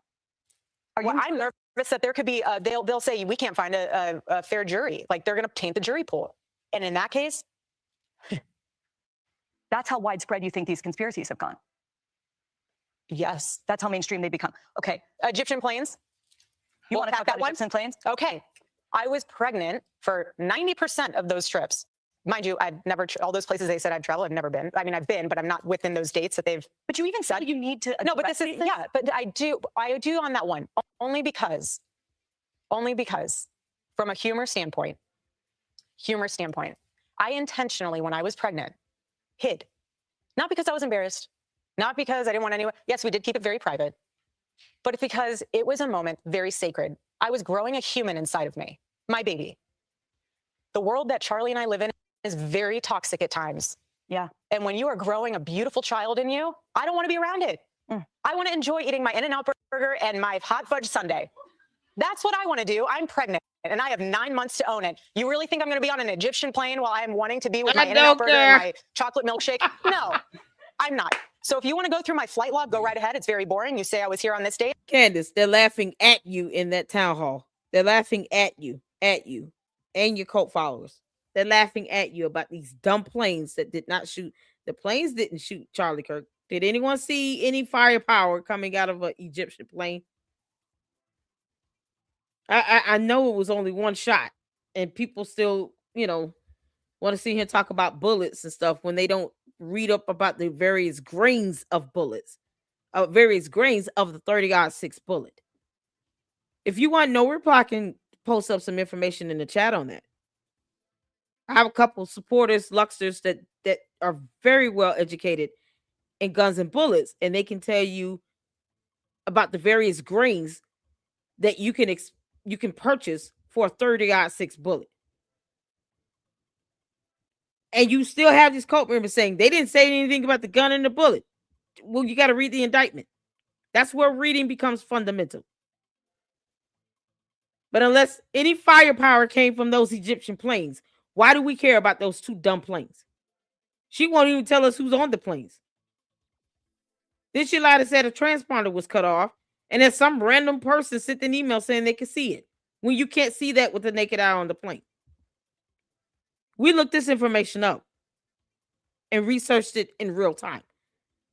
So the fact that they're all laughing about these Egyptian planes is exactly what Candace and her dumb cult following get. It's what you get. You should be laughed at for failing to read, because you just can't make this stuff up.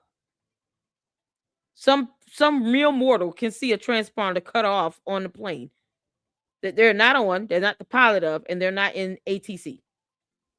You can't make this up. Unless the planes lowered a gun and shot Charlie Kirk, why do we care about the Egyptian planes? Unless the passenger on the plane got off, went to the campus, shot Charlie Kirk, got back on the plane, and flew away, why do we care about these stupid planes? She doesn't care about these planes. They're all laughing at her. They're laughing at Candace Owens, rightfully so. I have a photo in my phone to Can't prove make that I this up. actually was in the hospital because I was having contractions. So game on. The podcaster Game Candace on. Owens, okay? At one I time, gotta go back a and hear friend that of again. Charlie's. At one time, That's how we do in the Lady Luck Club. If you don't like it, we did keep it very private. But it's because it was a moment very sacred. I was Game growing on. a human inside of me, my baby. The world that Charlie and I live in is very toxic at times. Yeah. And when you Yeah, are they get growing a different. beautiful child in you, I don't want to be around it. I want to enjoy eating my In-N-Out burger and my hot fudge sundae. That's what I want to do. I'm pregnant and I have 9 months to own it. You really think I'm going to be on an Egyptian plane while I am wanting to be with my In-N-Out burger and my chocolate milkshake? No, I'm not. So if you want to go through my flight log, go right ahead. It's very boring. You say I was here on this date. I have a photo in my phone to prove that I actually was in the hospital because I was having contractions. So game on. She said, help, I wasn't even there to be on no plane. I was in a hospital having contractions because I'm pregnant by the man you really want. Candace Owens is so jealous and envious of Erika Kirk. It's not even funny. It's pathetic. You know, I don't want to have to worry about a basic instinct type of action happening because Candace done snapped and she forgot George Farmer is her husband and she's got 4 kids with this man. You can't make this up. Boys Club has not told his wife to make a sandwich yet. the podcaster Candace Owens, okay? At one time, a friend Here of we go. Charlie's, at one time, an employee of Turning Point. She has been one of the main peddlers of these conspiracies, and she is making a huge amount of money on it. She is building her business off of these lies. What do you want to say to her and the other people that are putting these lies out into the world right now? Kick rocks. Stop. That's it. That's all I have to say. Stop. Okay. The next question comes from a person who may be familiar to you, Erika, because Charlie interviewed him for his show last August. Rob Henderson, to you. Thank you, Barry, and thank you, Erika. During that discussion with Charlie, neither of us knew that was going to be the last long-form interview he would ever conduct because his life was cut short by the actions of a very disturbed young man. As someone who admired Charlie's ability to offer young people a productive and optimistic path, I wanted to ask, how should the conservative movement think about cultivating leaders and role models for young men? And how can it continue offering them a constructive alternative to the toxic currents Charlie so astutely criticized? It's a great question. First of all, your interview was amazing. It's one of my favorite ones to look back on. Charlie connected with you very well. And I can always tell when he does on his show. I've always watched his show. And I could always tell because his questions and his engagement would shift. And he always loved that conversation with you. As the CEO of Turning Point USA, it is my responsibility to make sure that our youth is in good hands. Our chapter leaders are amazing. And there's some leaders within those groups you guys have not even seen or heard about yet, but you will one day, and you'll be blown away because they are amazing kids. We had 2 of them at our gala event this weekend, and they spoke in front of our donors. It was the first time I ever met them. Phenomenal kids. Not only are they smart, they have a heart. Not only do they have a heart, they can understand and see the Gen Z landscape in a way that we can't. And from a peer-to-peer communication level, they're phenomenal. So I personally, having a front row seat to the rising generation, the courageous generation, they're amazing. Yes, there are bad apples. Millennials, we got them too. So do the baby boomers. So does Gen X. No one's escaping the bad apples. It's just the batch. But it is our responsibility, my responsibility, our team's responsibility to make sure that our chapters are cultivating those leaders. So when they leave high school and they decide not to go to college, they're in the workforce, being incredible people and incredible leaders. They might not be influencers. Not everyone's meant to. Everyone plays a very specific role. But there'll be someone and something very important, and they'll plant seeds. And that's all you have to do is plant the seed. And then let truth grow from there. But thank you again for the time that you spent with my husband on that final conversation. It meant a lot to him. It means a lot to me. So let me ask you all this, because this has to be asked. Put a 1 in the chat if you believe that the CEO is responsible for what happens with the company. I got to start simple because I'm going to ask another question after this. 1 in the chat if you believe that the CEO is responsible for whatever happens with the company. The ultimate responsibility falls upon the CEO. Put a 1 in the chat if you believe that. Put a 2 in the chat if you don't believe that the CEO is responsible for whatever happens with the company. 1 or 2. Don't have to give a long soliloquy and none of that. 1 or 2. 1 in the chat. You believe that the CEO is responsible for what happens with their company. Well, let's go with the CEO of Turning Point. Put a 1 in the chat if you believe that the CEO of Turning Point is responsible for what happens with Turning Point.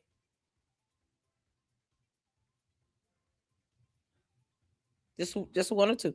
1 or 2. 1 or 2. 1 or 2. If you say 2, if you say I don't believe that the CEO is responsible for whatever happens with their company, that's fine. Just put a 1 or 2.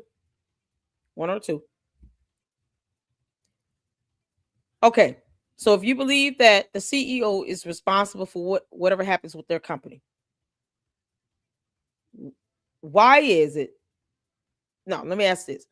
Put a 1 in the chat if you believe that the CEO has the right to defend her company, the employees, the board. If they're responsible for whatever happens with the company, put a 1 in the chat if you believe that they have the right to defend their company, protect their company, protect their employees, protect their donors. So if they're responsible, do they also have the right to defend and protect their company and their employees?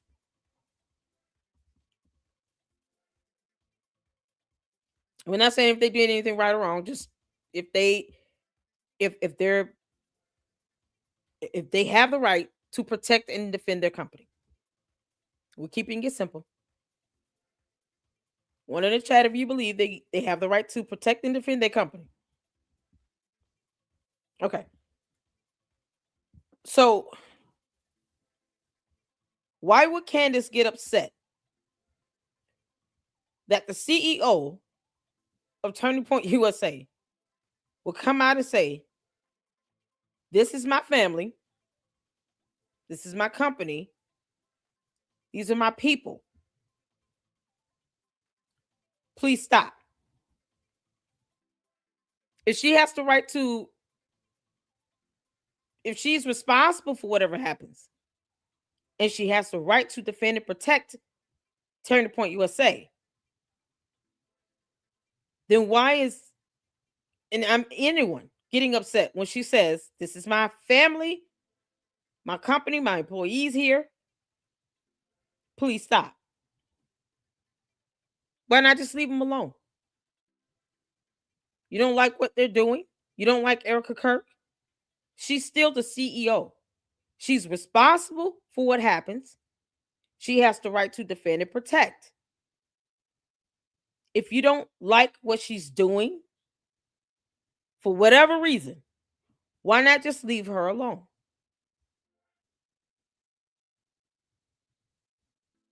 Why not just leave her alone? Why not just leave her alone? You don't have to live with her. You don't have to pay her bills. You don't have to pay her staff. Just leave her alone. Leave her alone. Why be bothered with it?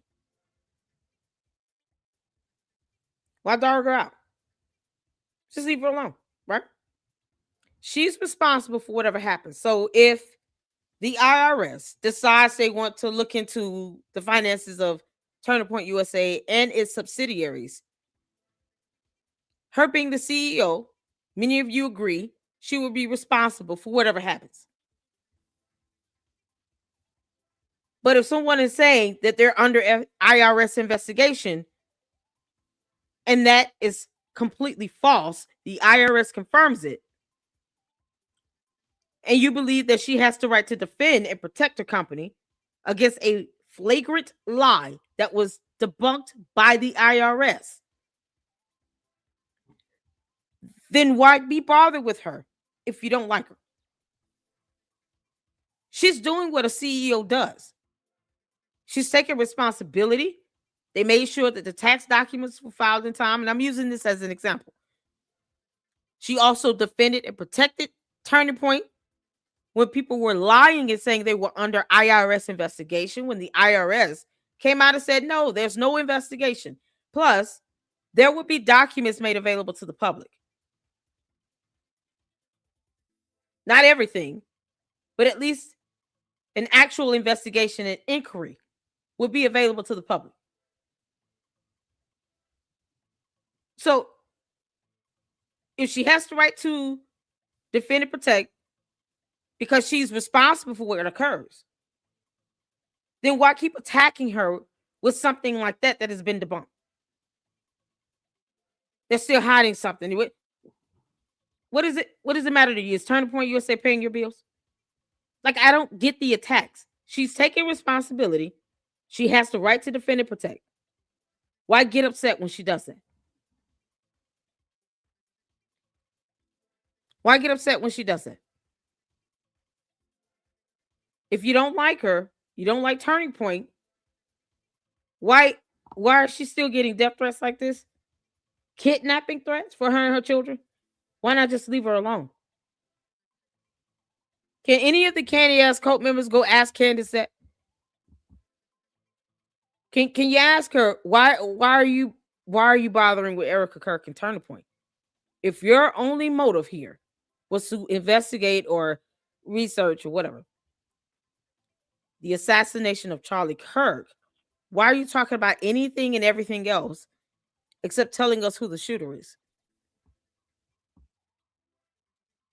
I'm just trying to figure out why can't Candace Owens, she said her life's mission is to find out who assassinated Charlie Kirk. We still don't have a name or a photo. Why can't she just focus on that? Why does she have to go after all these people at Turning Point, Erika Kirk? Why even be bothered with that? She has no evidence to prove that any of them shot him. None. So why be bothered with them? Leave them alone. Why harass them? Why allow them to fill your mind at any point in the 24 hours of the day? Just leave them alone. Candace should be telling us who the alternative shooter is, right? She doesn't believe it's Tyler Robinson. Then Candace Owens, tell us who the shooter is. That does not have to involve Erika Kirk because you have no evidence to prove she did it. You have no evidence to prove that anyone else at Turning Point did it. Tell us who pulled the trigger on the gun. That's it. That's all she said she was going to do. And that's all people are asking her to do, I guess, or expecting her to do based on what she said she would do. Not sit here and lambast Turning Point and Erika Kirk. Leave them alone and tell us who the shooter is. Hit the like button. Be able to have that to show my babies one day. Thank you, Rob. Coming up, should women focus on their careers or building their families? We'll ask Erika Kirk what she believes as a mom and now as a CEO.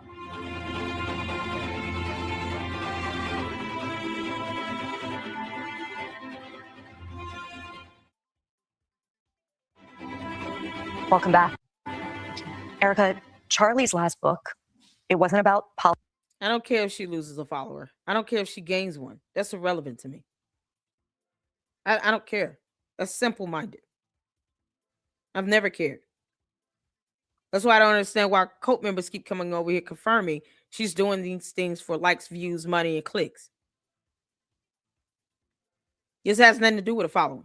She could just leave them alone. I don't care if she loses a follower or not. It's a cult. I don't care if she loses a cult member. People in a cult have to come out of a cult on their own anyway. I'm not here to change the minds of anyone.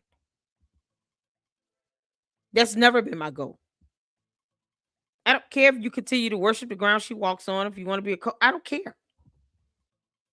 You don't pay my bills, so I don't care about that. I put out facts and information and the truth. Candace said she was going to tell us who assassinated Charlie Kirk. Why can't the cult members hold her to that? That's it. That has nothing to do with her gaining or losing anything. I don't want cult members over. I really don't. So even if you love her cult, you just go to another cult. I don't really want them over here. Not to sit here and idolize and worship anyone.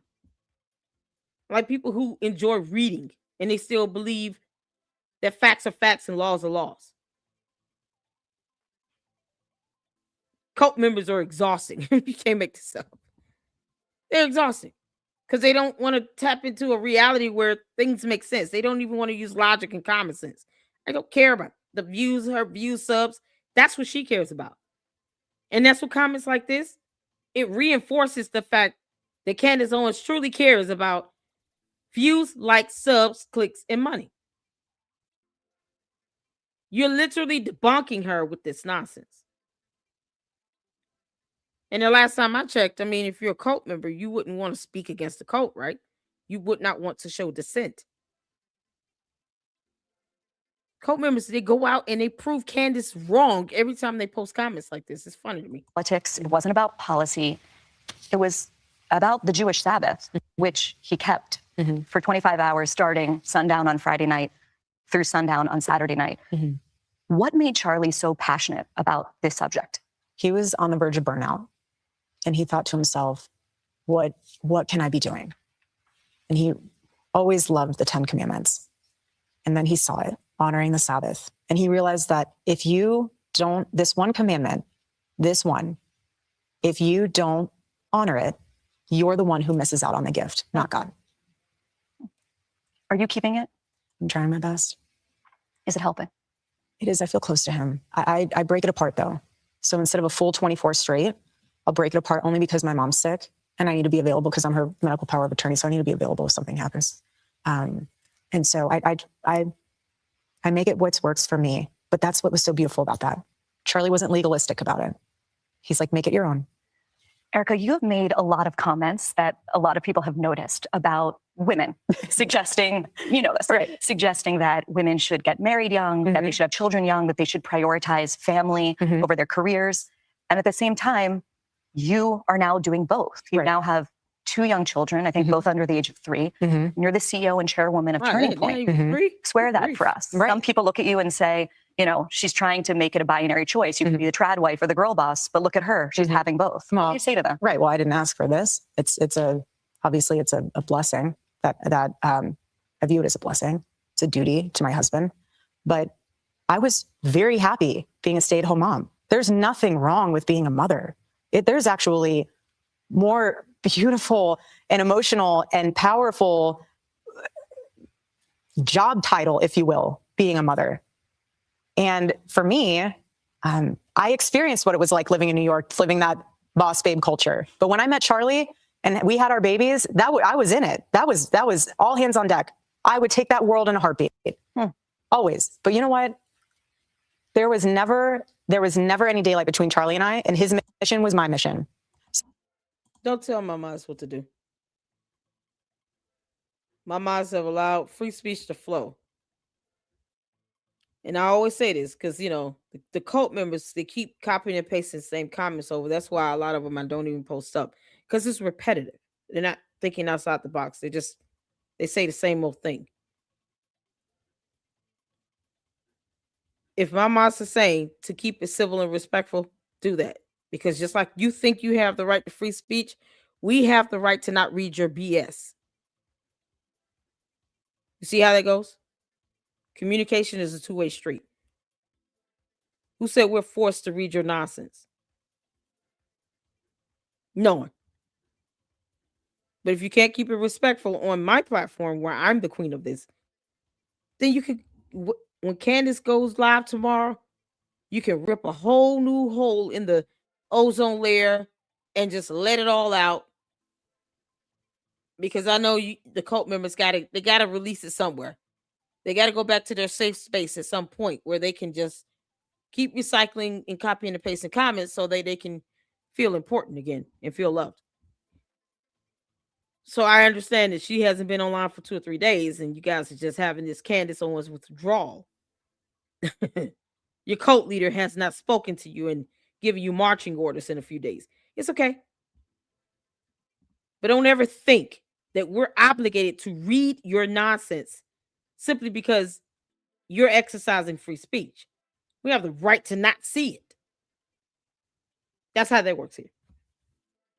So if it's something that's inappropriate, if she's saying to calm down and be respectful, then do that. This is what baffles me. You sit here and say you care about Charlie Kirk because Candace claims she does when she really doesn't. And he talked about free speech. He talked about having communication. And the Candy ass cult members don't do that. They just copy and paste and say the same thing over and over, or they're using all caps, exclamation points. They're yelling. They give out racial slurs and derogatory statements. That's not normal communication here. You're not having a dialogue. You're not asking questions.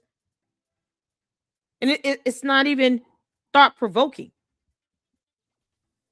You say whatever and then say, oh, you should just read my comments because it's free speech. No, I don't have to read it. That's not how that works. I've been posting up comments from anybody that's respectful and at least something different. But don't ever think that my mods have to allow you to say whatever you want. They're telling you to be civil and respectful and expect us to just read it. No. You're in my chat. That's being recorded. That's why I said the candy asses come here at their own peril. It's funny how you think you can dictate my chat and then want to talk about free speech. My moms have instructed to be civil and respectful. Do that. These are things that Candace won't say about her cult members. She doesn't care about them. I care about my mods over here. Don't attack my mods. So stepping into this role is not so much a job title. This is not a 9-to-5 for me. This is something that I'm very passionate about because it's still a remaining breathing version of my husband, this Turning Point USA. So this organization is not just a company to me. And the staff and employees are not staff and employees, they're family. And so for me, it's a lot different and a lot deeper than a career. This is very personal. But yes, it is hard. But at the same day, it takes a village. And I have one heck of a village. We have a woman here that has a question perfectly calibrated to this part of our conversation. And I want to hand it over to Isabella Reggi. Thank you. And Erika, you and your family are in my prayers. Thank you. I'm a 26-year-old Christian woman living in New York City. I would like to stay here long term, but I wonder whether it's sustainable. Do you believe there's a place for women like myself in modern cities who care about having a career, but also marrying a like-minded Christian conservative man? Well, yeah. So it just depends on where you're looking. You know, if you're on the apps, I don't know if you're on the apps. I don't know if... I'm not going to ask you your personal journey. But what I will say is when I lived out here, I was here for 5 years. I never dated here because I saw vicariously through my roommate how terrible it was. Somehow getting drinks was the replacement of having coffee and breakfast. I personally would rather have coffee or brunch with someone than go, I don't drink. I find it unproductive, not because I'm holier than whatever. I just don't operate that way. But I always thought it was very strange how she would go to drinks with one guy and then go to dinner with another. So it goes twofold here. So if you're expecting to marry someone that I was blessed with, like a Charlie, you have to be the type of woman that will attract a Charlie. Are you going to church? Are you going to Bible study? Did you tell your pastor that you are ready for the Lord to bring into your life the man that you've been praying for? You yourself need to be prepared for that man, and only you will know how to do that. Does that mean staying out and going out with the girls? I'm not saying you sit on your couch and all of a sudden he's going to knock on your door and be like, honey, let's rendezvous. Like, that's not how it happens. It's not. Granted, I've seen this same comment 4 times from 3 different profiles. That's what I mean. I'm not even, I guess it's the listening skills and the reading comprehension that lacks. Why copy and paste the same thing? I'm just asking for a little creativity here. I've read the same comment 3 or 4 times from 2 or 3 different profiles. Good grief. They can't even pretend like they're not thinking like a cult member. You're saying the same exact thing as the other people that have said the same question and gave the same comment. Any questions you want to ask about what you're hearing from this town hall? I'm not obligated to read your comments. You don't run this. It's that simple. Any questions about what's being said at this town hall? They literally copy and paste the same crap. It's unbelievable. Be creative. Be yourself. If you know how to do that, be original and be yourself. My situation was a little different. I went to it. You went to a job interview. Literally. So this is how good the Lord is. He It's knew laughable. that because I was not dating in New York City, he knew that in order for me to know that that was my man, he had to blanket Charlie as a job interview. Because if that went in, no joke, if he came to me and said, hey, let's go on a date to Bill's Burgers, I'd be like, I am so sorry.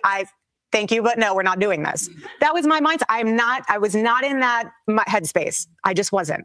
But God will work in incredible ways when you surrender the pen for him to write your love story. And when you know that, look, if I remain in the jet stream of God's will, he will provide for me in ways I cannot even imagine. And that is my prayer for you. My prayer for you is to remain open and to remain prayerful and to let people around you know, old school style, I'm ready and I'm looking to get married and having a family. You can always have your career. Being able to have a family truly is a very limited, short window. You can start your career. If you have people and it's amazing business, have other people run it. You can still manage it. You can still pour into it, but you have your babies. And then once your babies are grown and the nest is empty, go back to your career. There's nothing wrong with that. If you don't have a career, you have your babies, the Lord's going to inspire something inside of you that you're like, you know what? There's a problem. I have a solution. How many baby companies have been born out of moms? You know, like the little carrier seat or a stroller or something. We live for that carrier seat. Right. 100%. I'm not trying to plug them for like something. So I'm just trying not to even say the name, but you understand my sentiment is that there's something really special and beautiful about making sure that you are the woman that your future husband deserves and vice versa. Do not settle. Thank you. Thanks, Isabella. Okay, well, she said that you should start your family first. So here's my disagreement with that. You should start a family when you're ready, when you have yourself stable and situated. There's nothing wrong with having a family young. You just need to be mature enough to handle it.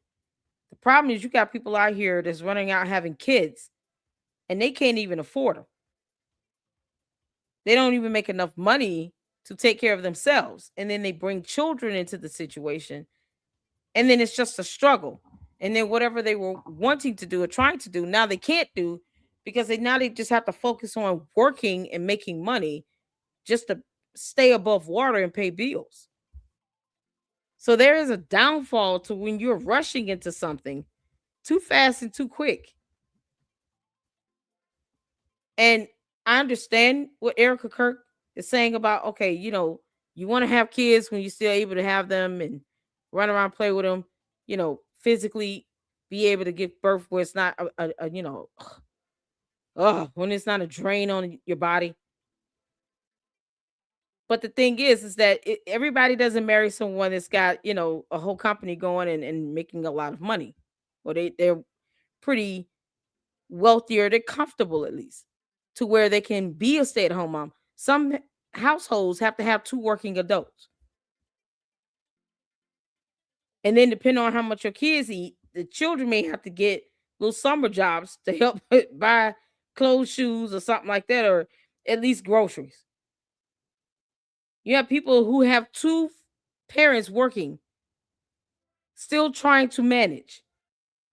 Because maybe they should have taken a couple more years, went to school, or got a trade so that they can establish a career.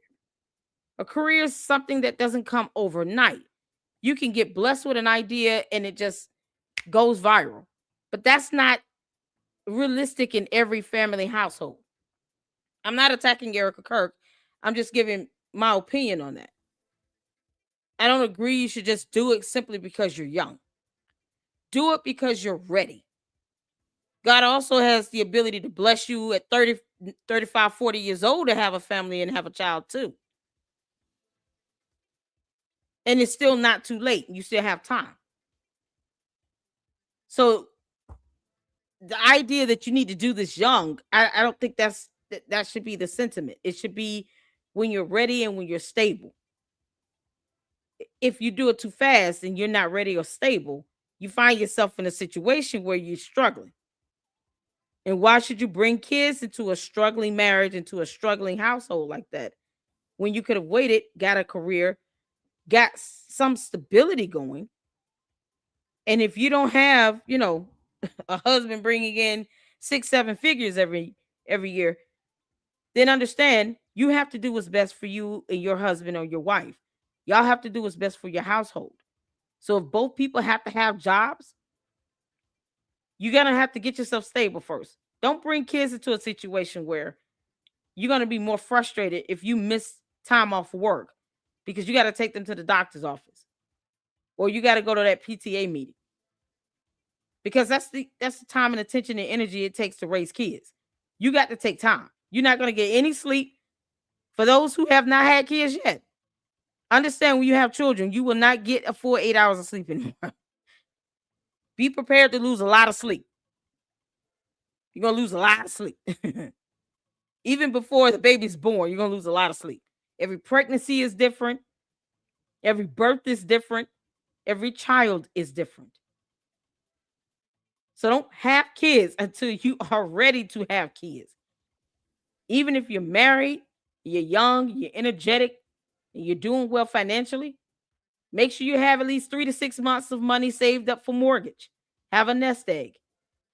Have those things in place. It's better to be safe than to be sorry. Please do not bring kids into a marriage, into a household, into a relationship, and you're not stable yourself. Don't do that. That is the worst thing you can do to that child. And then you won't have time for them because you're too busy working anyway. Don't do it unless you're ready and you're stable. That is wisdom. I understand what she's saying, but her situation is different. I think we can all agree to that. Her situation is very different. So just keep that in mind. If you don't have kids, don't rush it if you're not ready. Up next, the emotional moment that Erika Kirk forgave her husband's alleged murderer. Stay with us.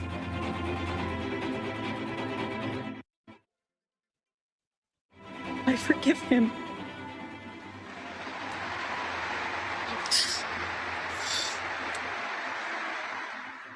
I forgive him because it was what Christ did and is what Charlie would do. Erika, that moment that we just watched was unforgettable.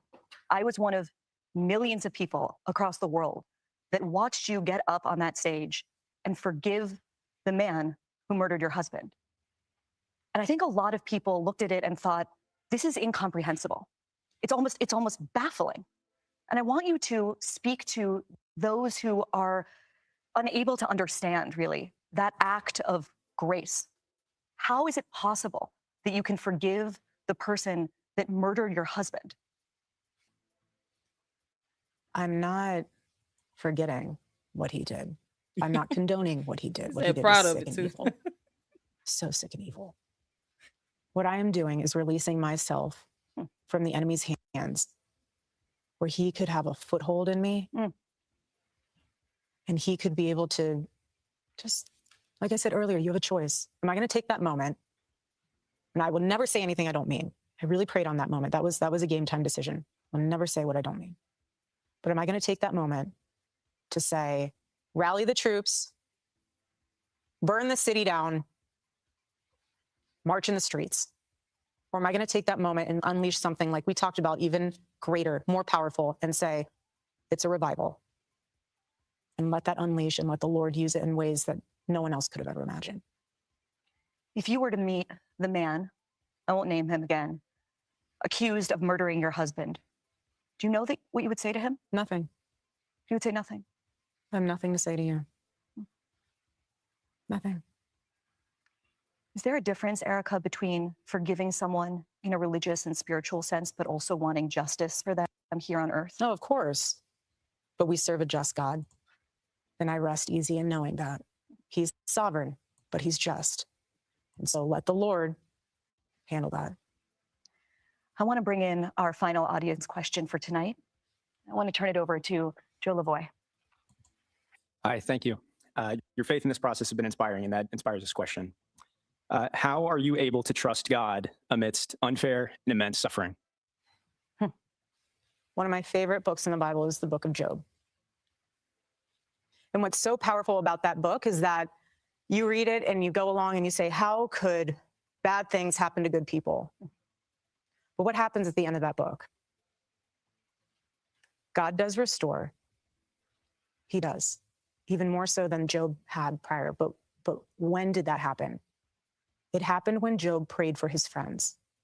Even though they were against him, even though there was all this drama, he prayed for his friends. You can call them enemies. That's not saying, oh, Lord, my enemy is like, no. There's boldness in being able to say, Lord, do what only you can do. And the Lord restored what Job had lost. That's how. We'll be right back.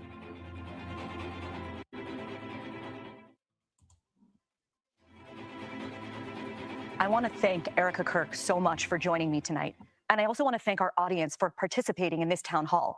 CBS News is going to have many more conversations like this in the weeks and months ahead. So stay tuned. More town halls, more debates, more talking about the things that matter. I'm Barry Weiss here in New York. Good night. Ooh, that was it.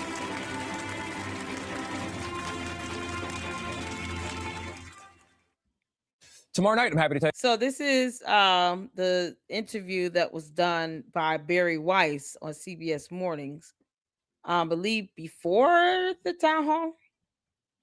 I haven't seen this yet, so we'll get into this. But so far, what do you all think about the town hall? I think the idea of a town hall is a good old-fashioned way to have some of these political and public figures come out and engage with people and be able to answer questions. And whether you agree with everything or not is irrelevant. I wasn't disagreeing with Erika Kirk. I had my first son at 26. So, that's that. But I speak from experience when I say what I say. I wish I was a lot more prepared financially when I had my son at 26. But I still graduated from college, master's degree. I have a career. I mean, I'm blessed to have 2 channels as a content creator, independent, journalist. So I'm not saying that to say I'm disagreeing with her. I'm just saying that it is a matter of realism that goes into it. Because what if you meet someone or you marry someone that's not bringing in that high level income and you both have to work? So you have to ensure that when you do start having a family, you use wisdom when you do that. And I say that out of experience. Use wisdom. Bottom line. I got sick with my first pregnancy. I couldn't work. So that brought 2 incomes coming in the household from my husband at the time and I down to 1. And we weren't really prepared for that. I didn't know how my pregnancy was going to go. So when you're thinking about having a family, just think about all the aspects that goes with it. The pregnancies, some women get sick. I was so sick to the point where I couldn't work. I had hyperemesis gravidum. If you don't know what that is, it's a very severe form of nausea and vomiting. So I was out of work the entire pregnancy, then had a C-section, and then didn't get a job until my son was almost a year old. All of those things are unexpected, but you want to be as prepared as possible. So when you do have a family, use wisdom. Make sure you're prepared. I say this from experience. not to negate or to downgrade or to knock anything that Erika Kirk said. If I would have married someone that had 7 figures come in, it probably would have been a lot different. But because it did affect our household, it affect our finances. Sometimes those things happen. You don't plan for. Who plans to be sick the entire time they're pregnant? Some women are able to still work while they're pregnant. I wasn't. So all I'm saying is, if you don't have kids, just think about making sure you have a nest egg up just in case, because you don't know how it's going to turn out. We're all created differently. So everybody's pregnancies aren't going to be the same. You can have multiple kids. My pregnancy for my oldest son was totally different from my youngest son. It's like night and day. With him, I was able to work up to 8 months until the company closed, but wasn't sick at all. So just prepare for that and use wisdom. And it's sometimes good to draw that wisdom and listen to other experiences so that you're not limited in your thinking on how this is going to go when you start having kids. That's all I'm saying. And I have 2 beautiful boys that I love dearly. Both pregnancies were extraordinarily different. And I had kids starting at 26. I wish I would have waited a little bit longer. Some people want to start before that, but it's okay. And it turns out okay. All I'm saying is be prepared if you haven't. That's all. That's just my wisdom from my experience that I impart. So let's get to this. Like I said, I don't know what they discussed here, but we're going to get to this, and then we're going to get to Nick Brooks. CBS News airs the first in a series of town halls and debates with public figures, starting with Erika Kirk. She, of course, is the widow of conservative activist Charlie Kirk, who was shot dead, assassinated just over 3 months ago. She has since taken over as CEO and chairwoman of his political youth organization, Turning Point USA. Charlie Kirk's final book, which was already in process, Stop in the Name of God, was published this week and is a runaway bestseller. They cannot keep it in stock. The town hall was recorded this week in front of an invited audience of young Christians, prominent religious leaders, and victims of political violence. Here's an exclusive clip. I will never agree with political violence. My husband is a victim of it. I'm a victim of it. So this interview. But what I'm trying to say here is that we can blame everyone else. We have to look in the mirror. When you become a father, when you become a mother, how are you raising your kids? Are you taking responsibility, or are you giving them a device and saying, go down that rabbit hole? I'm trying to go to Pilates class. You can just sit in the corner and look at your iPad or look at your phone and go down that rabbit hole and see what you can learn from that instead of being a parent. So my call to action from that is, parents, step up. Do you want your kid to be a thought leader or an assassin? That's where we're at. Do you think our political leaders have a responsibility to turn the temperature down right now? Well, I think everyone has a responsibility to do that, and I'm doing my part. I'm not in control of other people. Incredible poise there. The town hall was moderated by CBS News editor-in-chief Barry Weiss, who joins us now. Barry, welcome to CBS Mornings. Thanks for having me. Really honored to be here. The idea of the town halls, I know, is that in America there are tough conversations, and people often don't feel they can have them because they can't speak openly about certain topics and ideas. How does Erika Kirk fit into that town hall idea? Why'd you invite her to be first? First of all, because she is now, as you just heard, the CEO and chairwoman of the most important conservative organization in the country. What Charlie Kirk built, agree with it, disagree with it, with Turning Point USA, is a powerhouse of an organization, and it will have so much to say and influence over the direction of the right, especially after Trump, whatever comes next. The other reason is that I think Erika Kirk is a victim of what could be a very, very disturbing version of America. In other words, her husband was speaking on a college campus. Whether you agreed with him or not, he was practicing the most fundamental of American rights. He was trying to persuade people with words, and then he got a bullet to his neck as he was speaking to someone that disagreed with him, someone, by the way, who was in the audience that night. In the days and weeks that followed, the number of people in this country, and not just lunatics on the internet hiding behind anonymous accounts, but prominent people, yes, exactly, justified his death. I love how she put that. Lunatics hiding behind a keyboard. Oh my God. That's exactly what they are. Number of people in this country, not just, lunatics on the internet hiding behind anonymous accounts. Oh, man. Such true words never been spoken. Justified his death. with the idea that words are violence rather than violence being violence, I think signifies something quite alarming. The idea that he somehow had it coming because people disagreed with him. The second thing is that he was murdered 3 months ago.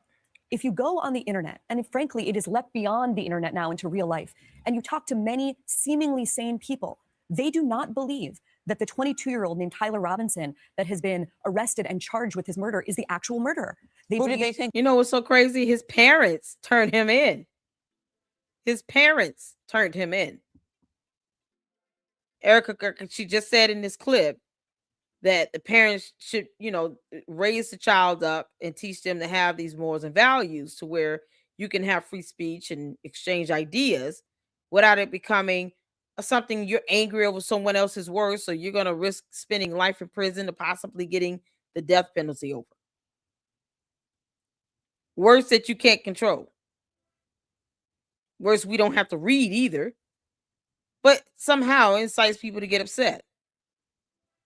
And yet, these same people who sit here and talk about, oh, Charlie deserves so much better. We want to find out who his assassin is. Then they go out and they attack Erika Kirk and TPUSA for doing the same thing, expressing their free speech. That it's unbelievable. So his parents turned him in. Yep. He admitted to it. He hasn't given a plea yet. I don't know why, but he admitted to it. There's an affidavit. It's just the hypocrisy is unbelievable. Yeah. They believe any number of theories. They believe that Erika Kirk was his Mossad handler and that he was killed by a foreign government. They believe that she was tracked by Egyptian planes. They believe that the rings on her hand are signs of Illuminati. The theories themselves are absurd. What matters is that because she speaks... I thought the Illuminati was a pyramid. About this in the interview. The brain rot that social media is allowing to spread, the way that it is detaching us from humanity, from our ability to talk to one another and our ability to discern the truth from just out and out lies is something that is incredibly important as a theme, I think. That's what's so she was able to speak to both of those things in a way that's incredibly compelling. The last thing I want to add, all of us and everyone watching will remember the moment that she got up on stage at his memorial and stood in front of that audience and said, I forgive the man. That was my question, Barry. I was very struck by that in the moment that she did it. I always marvel at anybody who can do that when someone has blown up your life the way that this man apparently has done, the man who's accused in the case. I know you asked her about it. How did she say she was able to do that? Well, she is a deeply religious Christian, and that's a theme that came across quite powerfully in the conversation. I'm not Christian, but bearing witness to something that in her is clearly very deeply held and sincere was quite powerful and powerful for everyone in the audience. I think the thing that was baffling for many of us that watched that, I mean, I remember watching it and thinking, I can't understand this. What does this mean? She was able to explain the distinction between forgiveness as a personal choice to almost let go of something, to not let it be this anvil around her, and forgiveness in the mode of her faith, and to make a distinction between that and her desire for justice, which is quite different. It doesn't mean that she forgives it doesn't mean that she does not want this alleged murderer to be held accountable. And I think that's the really, really important distinction. So Barry, when I introduced you to the audience, you said something that was incredibly powerful. You said we have to get to a place in this country where we can have discussions with people we vehemently disagree with. Charlie Kirk was controversial in his life. Some of his critics called his organization racist, xenophobic, sexist, homophobic, which you asked Erika about. And I want to play a little bit of that exchange for our viewers. One of the things that has happened over the 3 months since Charlie was murdered is that people have gone through the thousands, maybe tens of thousands of hours of words he produced. He said more in 31 years than most people will say in a lifetime. Yes. And I want to read a few that have captured the most attention, especially on the political left, okay? Yeah. Some gun deaths were, quote, unfortunately worth it to preserve the Second Amendment, he said. Acknowledging that he wishes he didn't feel this way, he said, I'm sorry, if I see a black pilot, I'm going to be like, boy, I hope he's qualified. He said the Civil Rights Act of 1964 was a mistake. Now, I realize that all of those quotes come from longer conversations that he had on his show. Correct. But he did say those things. And Charlie is being memorialized by many people as a person who promoted civil discourse, as a person who said, come to the front of the line, let's have a civil conversation. How do you square that with the statements I just read? I would love for everyone to be able to watch the full and entire clip of what he said. Charlie didn't care what skin color you were. He didn't care what religion you were. He loved excellence. He loved knowing that people, his favorite word was earn. He loved knowing that people worked hard to earn what they got. He worked so hard to build Turning Point USA. The first statement you meant about guns and shooting, I have no idea the context of that, and I have no idea that whole, there's a lot more there than just that one little sentence. My husband is not to be deteriorated to 2 sentences. He's not. He is a thought leader, and he was brilliant of a man. So that's fine if you want to take words out of his mouth or out of context without the whole thing in perspective. So when Erika Kirk says her husband was a thought leader and brilliant, the Candace cult followers are saying, oh, she's being fake. When Candace Owens says he was a thought leader and brilliant, yes, he was. That was so true. They're using the same words. They're literally describing the same person and using the same descriptive terms. Why is it that it is true from one person and not true from the other? If they're referring to the same person and they're both saying that he was thoughtful and brilliant, how is it fake when one says it and the other says it is genuine? But they're describing the same person. They're both talking about Charlie Kirk. You know, the hypocrisy is so staggering to me. But that's the problem. And stupid. The hypocrisy is stupid. Barry, what do you say to those who argue it's harmful to platform a guy like Charlie Kirk, Turning Point USA, and even his widow, even though she's grieving? Some critics have addressed that with you. Yeah, I mean, I just fundamentally disagree with the idea that we shouldn't be able to speak across divides. That doesn't mean that there are not lines. The question, of course, is whether or not Charlie Kirk crossed those lines. And in my view, you hear me quote many of the controversial things he said. Needless to say, there are many things Charlie Kirk said in his life that I vehemently disagree with. But to me, that's not the point. The point is that we are walking into an abyss as a country if we accept the idea that words are violence, but violence, if directed at the right targets, is acceptable. I fundamentally reject that worldview. The entire point of our democracy, the whole premise of it, and as we're entering our 250th year, is that we solve our problems by persuasion. We solve our problems by talking to one another. We don't solve our problems by shooting one another in the neck, as happened that day at that Utah college. And so, to me, especially as we're living in a world where you can live next door to someone, and if you have different things on your social media feed, you can live in a different reality. And so the point of this conversation, even if it makes some people uncomfortable, even if they disagree with some of what they heard on stage, I disagreed with some of what I heard on stage. The point is that, like, that's the whole nature of the democratic process. And this conversation and this whole series that we're going to be announcing in the coming days, the point is to revive that in a moment where I think this country desperately needs it. It is more the than point. ever. And if you're watching the news on whatever channel you choose and you agree with everything you hear, you're doing it wrong. And second, if you're only getting those one lines as somehow a summary of a person's whole life or way of thinking, that's not true persuasion and that's not democracy. So for the fuller picture, Barry Weiss, thank you very much. I do hope people will watch that hour-long conversation. There will be more. There will be more. CBS News presents a town hall with Erika Kirk tomorrow night, 8, 7 Central here on CBS and stream. So let me ask this, because they said something about Illuminati. Y'all see Erika Kirk wearing a ring that looked like this? So she's wearing a ring that looks like this? Because I had to Google this right quick. I was like, what ring is she wearing with Illuminati on it? Perhaps I missed that piece of jewelry. Is she wearing a ring that has this stuff on it? I want to see the photo of it. Send me the photo of the ring she's wearing that has this symbol on it with all this stuff in it. This is their so-called official website here for Illuminati. I want to see a ring that has this on it specifically. Every single thing on here. All these symbols, everything, because this is their symbol.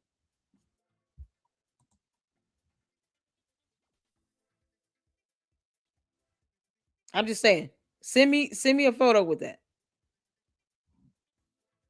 Because this is the sign of the Illuminati.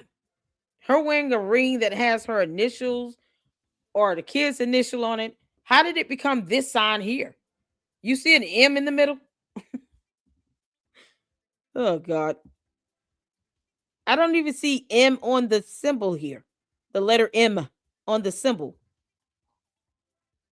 I mean, we're pointing out alphabets here. Oh, okay. There's a cursive M, but it's real small. The M is in the middle, right? Send me a photo of the ring if you see it. If this is it. Because we like evidence. We like proof. Email me the photo of her rings with this symbol on the ring. That stands for Illuminati. Because people say these things and they probably don't even know what the symbol is or what it pertains. So if you've seen a ring on Erika Kirk's finger that looks just like this, send me the photo.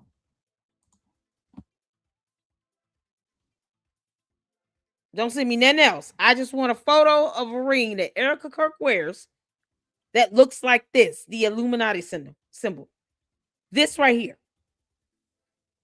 Because I want to see that. I really want to see a ring with this symbol with all this stuff on it. If you're going to make the accusation, at least this is something that can be proven, right? You would be able to prove if she's wearing a ring with the Illuminati symbol on the ring. That's something that can be proven. That's not a theory. You can prove that. So send me the photo. I want an actual photo of her wearing a ring with this symbol on it. Because they're saying she wore a ring with the Illuminati symbol on it. Because for some reason, they make accusations and then, simple evidence can be presented to prove or debunk it.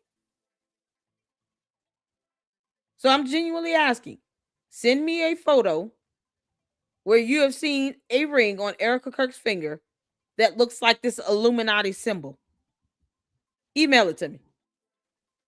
All these little symbols over here, you got keys and a sun, something, another key and something else. This is the whole thing here. I want to see a ring with this symbol. Not just the triangle, all this. All this is a part of it. Because you can't make this up.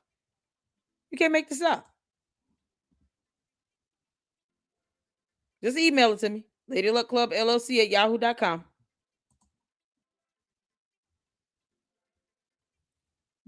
They're saying that there's a ring Erika Kirk wears.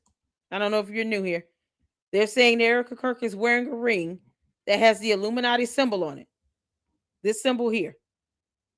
I'm asking for evidence of that. Because I'm getting several people saying, no, she's never worn a ring with all of this on it. But there are people that are claiming that she has worn a ring that has the Illuminati symbols on it. Well, that's something that can be researched. So I'm simply asking for a photo of a ring Erika Kirk is wearing in that town hall meeting. The town hall interview. Where it has this symbol on it. This is the Illuminati symbol. I don't care about the fake crown. I want the picture of a ring with this symbol on it. We stick it to one subject. Photo of the ring with this symbol on it that Erika Kirk was wearing at that town hall. I asked, did anyone see her wearing this ring? So I'll ask again for people that are coming in late. It's okay. Did anyone see Erika Kirk wearing a ring with the Illuminati symbol on it? This symbol here is the Illuminati symbol. Put a 1 in the chat if you saw it. Put a 2 in the chat if you're saying no. 1 for yes, 2 for no. If you saw it, I'm asking for a photo of it. Because I didn't see it. And I wanted to make sure I'm looking at the right thing. This is the Illuminati symbol.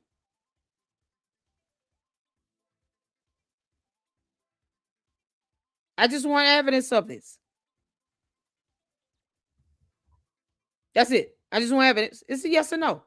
If you saw it, put a 1 and email me the photo of a ring she was wearing with this symbol on it. Because we're seeing what the symbol looks like. This can be Googled and researched by anybody that chooses to, use a brain today. So this is it. I'm seeing it in my chat too. People are saying she was wearing a ring with the Illuminati symbol. This is the whole symbol. So I want to see a photo of a ring with this symbol on it. First of all, it would be impressive to put all those characters in a ring.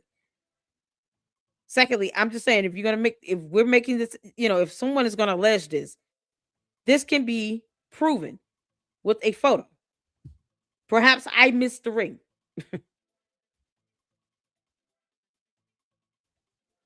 That's all I'm saying. Maybe I missed the ring. You can't make this up. Candace is talking about being a Freemason, though. No one has a problem with that. How does Candace get to say she's a Freemason? Because words don't matter to her. And she says she's a Freemason of Turning Point, or a Mason of Turning Point. How is that not related to Illuminati? I want a photo of the ring. Good grief. I'm Nick Brooks. All right, this is Nick Brooks, you all. And he goes over the Macron versus Owens lawsuit, and losing the motion would be to dismiss would be a disaster. I love the way he, puts out his information. He's very straightforward. He's an attorney. He's a bar licensed attorney. I think this is a second video I've featured in my live, and this is how I do a lot of my research, especially regarding anything related to the lawsuits, the court documents. I listen to real attorneys. So anytime they have any information to impart, aside from me reading or researching information, looking at case law, looking at definitions and breakdowns of the law itself, I will listen to an attorney explain it, because sometimes people need to hear the explanation for it to make sense. And there are attorneys who do explain in very simple terms. They're able to break down concepts, and I appreciate them for it. Andrea Burkhart is another fantastic attorney who's also a content creator who has a Substack where all of the court documents related to the Tyler James Robinson murder trial is posted up. So if you want to read court documents, the motions, the orders, everything related to Tyler Robinson's case, then you can check out Andrea Burkhart's Substack, where all of those documents are there. You can read the stuff with your own two eyes. If you don't care about the investigation, then don't go over there. It's that simple. Don't go read something you don't care about, right? But he gives this breakdown, and I found it to be absolutely fantastic. So we're gonna check this out, and let's get to it. A California attorney. French President Emmanuel Macron and his wife Brigitte have sued Candace Owens for defamation in Delaware over her turning a debunked rumor about the First Lady's gender into a content series. The only question I care about is this: what happens to Candace if she loses the first big motion in this case? In July 2025, the Macrons filed a defamation lawsuit in Delaware Superior Court, case ID N25C-07-194, against Candace Owens LLC, and Georgetown Inc. The Macrons say that Candace Owens did not just criticize them. She told her audience that Bridget Macron is secretly a man, and tied that to claims of deception and abuse of power, and presented it as fact to millions of people. Those are concrete statements about a person's real identity and conduct, which is exactly what defamation law is built for. Here's the entire Delaware timeline you actually need. July 23rd, 2025, the Macrons file in Delaware, and Candace and her Delaware entities are served that same day. This is now a real case, not just internet beef. September 12th, 2025, Candace teams files a motion to dismiss. The Macrons respond with a first amended complaint. On October 30th, Owens' lawyers file a key motion to dismiss and to strike the first amended complaint. That's the motion the judge is looking at right now. On December 3rd, 2025, the Macrons file their opposition, and the court gives Candace until January 9th, 2026 to file her reply. There's still no hearing date and no trial date on calendar. So we're in a world where all the money and energy is going. So this is why this thing is taking so long. So whenever one side files something, the other side gets to file a response or reply to it. So now we're waiting on Candace and her 3 attorneys to file a response to the plaintiff's objection to her motion to dismiss. Don't worry, I go over the court docket in case that was confusing, but it's a lot of back and forth, back and forth, back and forth, back and forth. Into this one motion to dismiss and strike. Owens' lawyers even asked for expanded word limits for this motion practice, and the judge let them have the longer briefs. In my entire career, I've never done this. You can, but it reads like, "Judge, I need 12,000 words because I'm about to tell you a very long story," which is not how most judges want to hear from you. They don't like to read all this stuff. I'm so glad he said this because I've been saying the same thing. Why ask for a word limit when you can just say those extra words in your legal argument? And the judge let them have the longer briefs. In my entire career, I've never done this. You can, but it reads like, Judge, I need 12,000 words because I'm about to tell you a very long story, which is not how most judges want to hear from you. It screams, we're throwing the kitchen sink at this. And they have to, because the Macrons are public figures. They have to prove actual malice, that Candace knew these claims were false or seriously doubted them and pushed them anyway.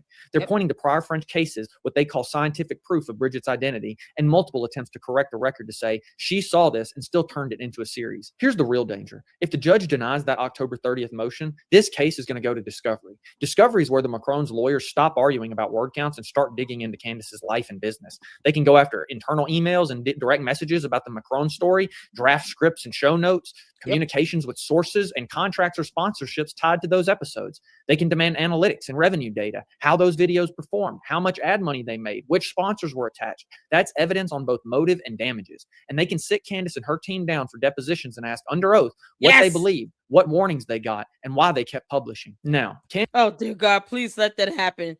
Please let Candace Owens be deposed under the penalty of perjury.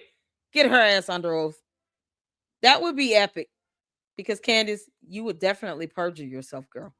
You can't tell the truth to save your life. Macron's lawyers stop arguing about word counts and start digging into Candace's life and business. They can go after internal emails and direct messages about the Macron story, draft scripts and show notes, communications with sources, and contracts or sponsorships tied to those episodes. They can demand all of Candace Owens' financials that she has, especially where she has generated revenue off of these defamatory episodes and statements, the malicious slander, her post on Twitter X, whatever money she's getting from that, yeah, they can go after all of those financials, the merch, the t-shirts, the cups, the hats. They can go after all of it. I want you all to understand, very simply, this is one of the reasons why Candace Owens is sitting here talking about any and everything except who killed Charlie Kirk and this lawsuit. All that other nonsense, the Egyptian planes and all that BS, it's a distraction from this because this is a very real part of her reality. And she knows that if Judge Rennie denies that motion to dismiss, her entire life is going to be opened up to the public because all of those court documents are going to be made available to the public, with the exception of sensitive financial data and material. They're not going to put out her social security number, stuff like that. But her tax returns are going to be put out there. And it should already be put up anyway because she has an LLC. Candace, you're not escaping anything, girl. You would think she would talk about something else that is related to America first, right? This is what happens when you focus in on a whole nother country and not your own. You dipping your business into a whole nother country. But yet Candace Owens claims to be America first, but she talks about every other country except the United States of America. Does anyone not see that level of hypocrisy? There's so many topics that can be discussed in the U.S., but she would rather talk about what's going on in France, in Australia, with her the appeal for that visa ban being denied. She lost it. She has to pay a judgment. She hasn't even focused on giving refunds for that speaking engagement in Australia. And yet and still, she's so gung-ho on trying to figure out, not even trying to figure out, she's more gung-ho on asking questions of, after 3 months, who killed Charlie Kirk? You should be telling us that, Candace. You heifer. You should be telling us that. All these mommy slews impersonating investigators, nobody can come up with a name and a photo of the actual shooter by now. Over there in Candyland with Candace Owens and the cult members. Y'all can't produce one name and a photo of the actual shooter after 3 months of this. Don't trust the feds, but you want the feds to call you and give you information. give you evidence? Nope. All of that to distract from this lawsuit, where I hope that she gets deposed. I would love to tune into that hearing where she's under oath, forced to ask questions in a deposition. Yeah, go ahead and go to court and show your ass if you want to, Candace. Analytics and revenue data, how those videos performed, how much ad money they made, which sponsors were attached. That's Exactly. evidence on both motive and damages. And they can sit Candace and her team down for depositions and ask under oath what they believe, what warnings they got, and why they kept publishing. Now, Candace is not totally exposed. Her lawyers can object to overbroad requests, assert privilege, and get protective orders so sensitive material is kept confidential and filed under seal. But if this motion is denied, Candace does not get to say, no discovery, that's my private life. In a defamation case like this, the whole point is to figure out what she knew, how she ran the content, and how much she profited from it. So big picture, McCrone's v. Owens is about whether you can turn very specific, very personal factual accusations about a public figure into recurring monetized content and then call it just commentary when they sue you. All of this too, amended complaints, big briefs, and word limit games is happening before there's even a hearing date or a trial date. That's how high the stakes are on this one motion. If you want to see whether the case dies on this motion to dismiss or goes into full discovery, like the video, drop a comment, subscribe with notifications on, and share this video with someone who thinks it's just content, because it's always not the case. Thank you very much. I love his delivery. Go back. I'm Nick Brooks. I want to make sure you guys see his channel. He's a small content creator. He just started, but this got 30,000 views because he's awesome. This is the second video we've played here. I'm going to drop the video link. You guys can go check this out. This is awesome. And you guys can hear. This is what Piers Morgan was trying to tell Candace Owens. If you were an investigative journalist, you will be able to do exactly what he did. He gave both sides of the spectrum. Let me fast forward to where he says, here are the options that Candace Owens' attorneys have. So now Candace is not totally exposed. Her lawyers can object. See, he gave both sides. He put out the facts. He said what the McCrones and their attorneys are able to do and what Candace and her attorneys are able to do. They can object to certain requests for discovery. I don't think that the McCrones, personally, this is my opinion, that the McCrones attorney would ask for something that would be irrelevant to the case. But everything they ask for, both sides, even if it's coming from Candace and her attorneys, if they ask for certain discovery materials, either side has the right to object to it and to be able to provide a legal viable argument as to why they are not able or should not be required to produce certain exhibits. Does that make sense? So just because you say you want some discovery does not mean that the judge may even grant and allow that discovery to be introduced. Both sides would have the opportunity to object to requests. Certain things are just standard. Like the tax documents, the tax filings, that's just standard. Now, how long you go back, maybe going back past 3 or 4 years might be too laborious, depending on how many pages you're looking at and exactly what you're looking for. Are we looking for trends here? You're talking about going past 3 years. She just started talking about the McCrones last year, right? So why go back longer than you have to when it comes to looking at whatever revenue was generated when she was talking about this McCrones thing? So naturally, the McCrones attorney is not going to ask for financials that goes past when she started talking about it. They're going to start it when she started talking about it and when she started making money, her 8-part series and all of that. So that's a scenario where if the McCrones attorney asks, well, we want the last 3 tax filings, so Candace Owens LLC, they may not get the last 3 years. You just want the years that are relevant to where she started generating revenue talking about the McCrones. So those nuances like that, both sides will have the opportunity to object. And the judge is going to grant what is reasonable, what is not overly laborious, what would be, relevant to the case, to their claims. And then what would be permissible based on court rules and the law. So I love how he gives both sides and he remains impartial. and neutral, and he just gives the facts. That's how it's done. Candace, this is how it's done. Broad requests, assert privilege, and get protective orders so sensitive material is kept confidential and filed. See, these are things that her and her attorneys have options for, just like the Macrons and their attorneys. Very fair, neutral, impartial. That's how it should be. Under seal. But if this motion is denied, Candace does not get to say no discovery. That's my private life and indefinitely. Exactly, because you don't, Candace. So y'all go check out Nick Brooks. Shout out to him. Fantastic attorney. He looks really, really young, but his delivery is very straightforward. Neither side can say no. Oh, that's if it's something that is relevant and that the judge will allow, and there's a fair legal argument as to why, then it may be permitted, even if they don't want it to be permitted. Candace, it's not about what you want. No one cares how you feel. You put yourself in the situation, and this is what happened. And hopefully Turning Point USA and Erika Kirk will follow suit.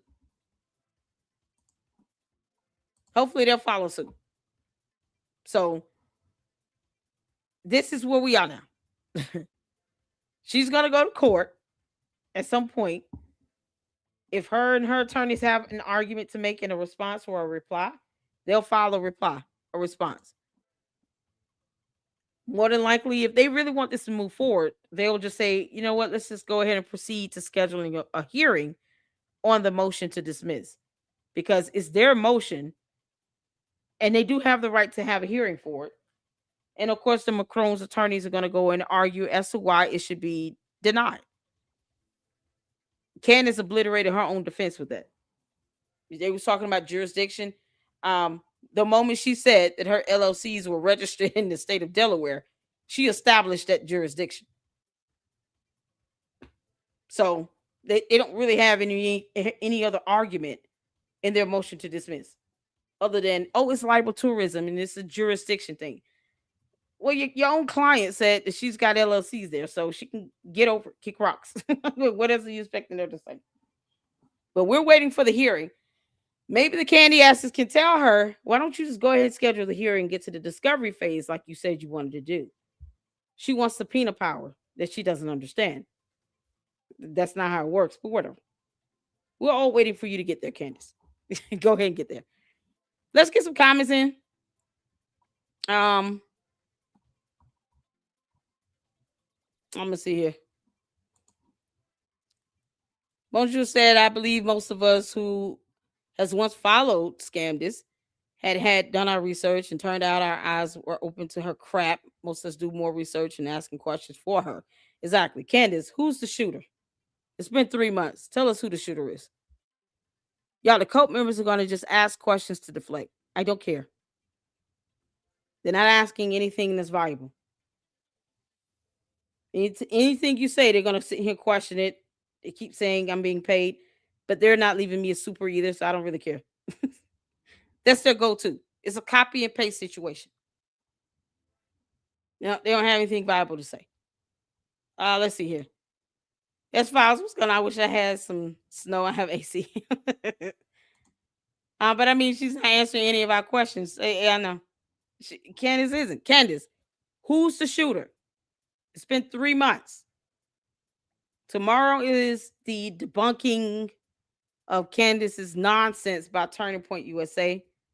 I will be going live and covering that. If I can do it live when they're live, I will.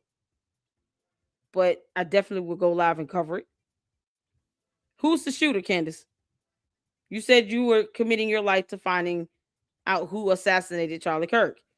That should not require for you to have to sit here and bog down the FBI that you don't trust. So you shouldn't be relying on them to tell you anything. You should be going out and finding this information yourself. Why won't she go to the campus and do a tour? That's what I'm curious of. That's my question. Candace, why won't you go to UVU campus and do a tour there? Just go there yourself and see. Some of the questions you have might get answered. Take your cult members with you because they only believe what you say. It's funny, they question everybody else's motives, but they won't keep their cult leader on track. When she said she was going to find out who assassinated Charlie Kirk, So why isn't she telling us that? Can't make this up. Cece, what's going on? Well, I was going to switch everything over to winter, but Texas said no. Susie Q said if he has the dirt on Candace, he will get the attention. I'm not a fan of his, but sometimes he says something right. He won't go after Erika. He said things, but his target is Candace. Let's see here. It was Tyler George Floyd Robertson. You can't make this up. Ongoing, no conclusion, so they lost nothing. Candace will lose plenty for running her mouth. Yeah. Nikki said, Candace's followers think just because we don't believe her means we believe anything. Meanwhile, we believe anything she spews. Hypocrites. Told you she's a TPUSA follower. I don't know what that means. So do your research, guys. Yeah. Dana says, are they answering Candace's questions? No. Why should they? They don't. Why should they? Why would she even ask them? Who are you talking about? TPUSA or FBI? Because Candace has the opportunity to go ask questions face to face in person. And you all are making excuses for that nonsense. Because George said no. So Boys Club gets to say no, and no one is challenging him on that. But she can go ask these questions face to face, and she doesn't take the opportunity to do it. It is just very cowardly, but she can go to Dollywood. So you don't have a problem with her going to Dollywood, because I'm just gonna laugh at this. There's no problem with her going to Dollywood. But it's so many issues and excuses you're rendering on her behalf, she who does not pay your mortgage, on her behalf, when it comes to her going in person to Phoenix. They don't have to answer Candace's questions because the questions, first of all, are stupid. Secondly, why ask a question from the FBI when you don't trust them? Once again, none of the cult members are answering that. They skipping over and they dipping and dodging and dancing around it. Why go to the FBI if you don't trust them? Once again, is it a listening comprehension issue or reading comprehension issue?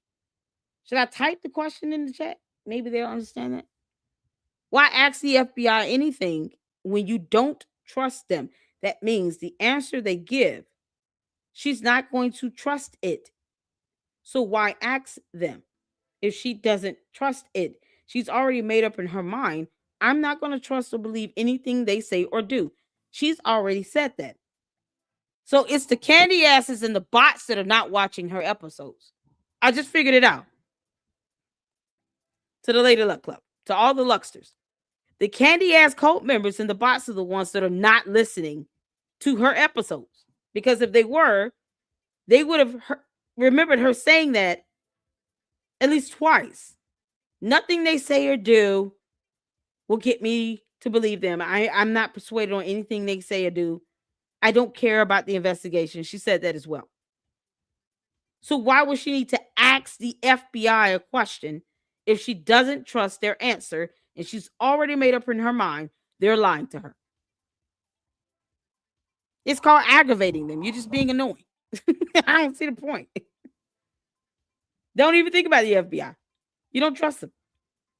In your world, in Candyland, why does the FBI even exist? We can all ask questions as well.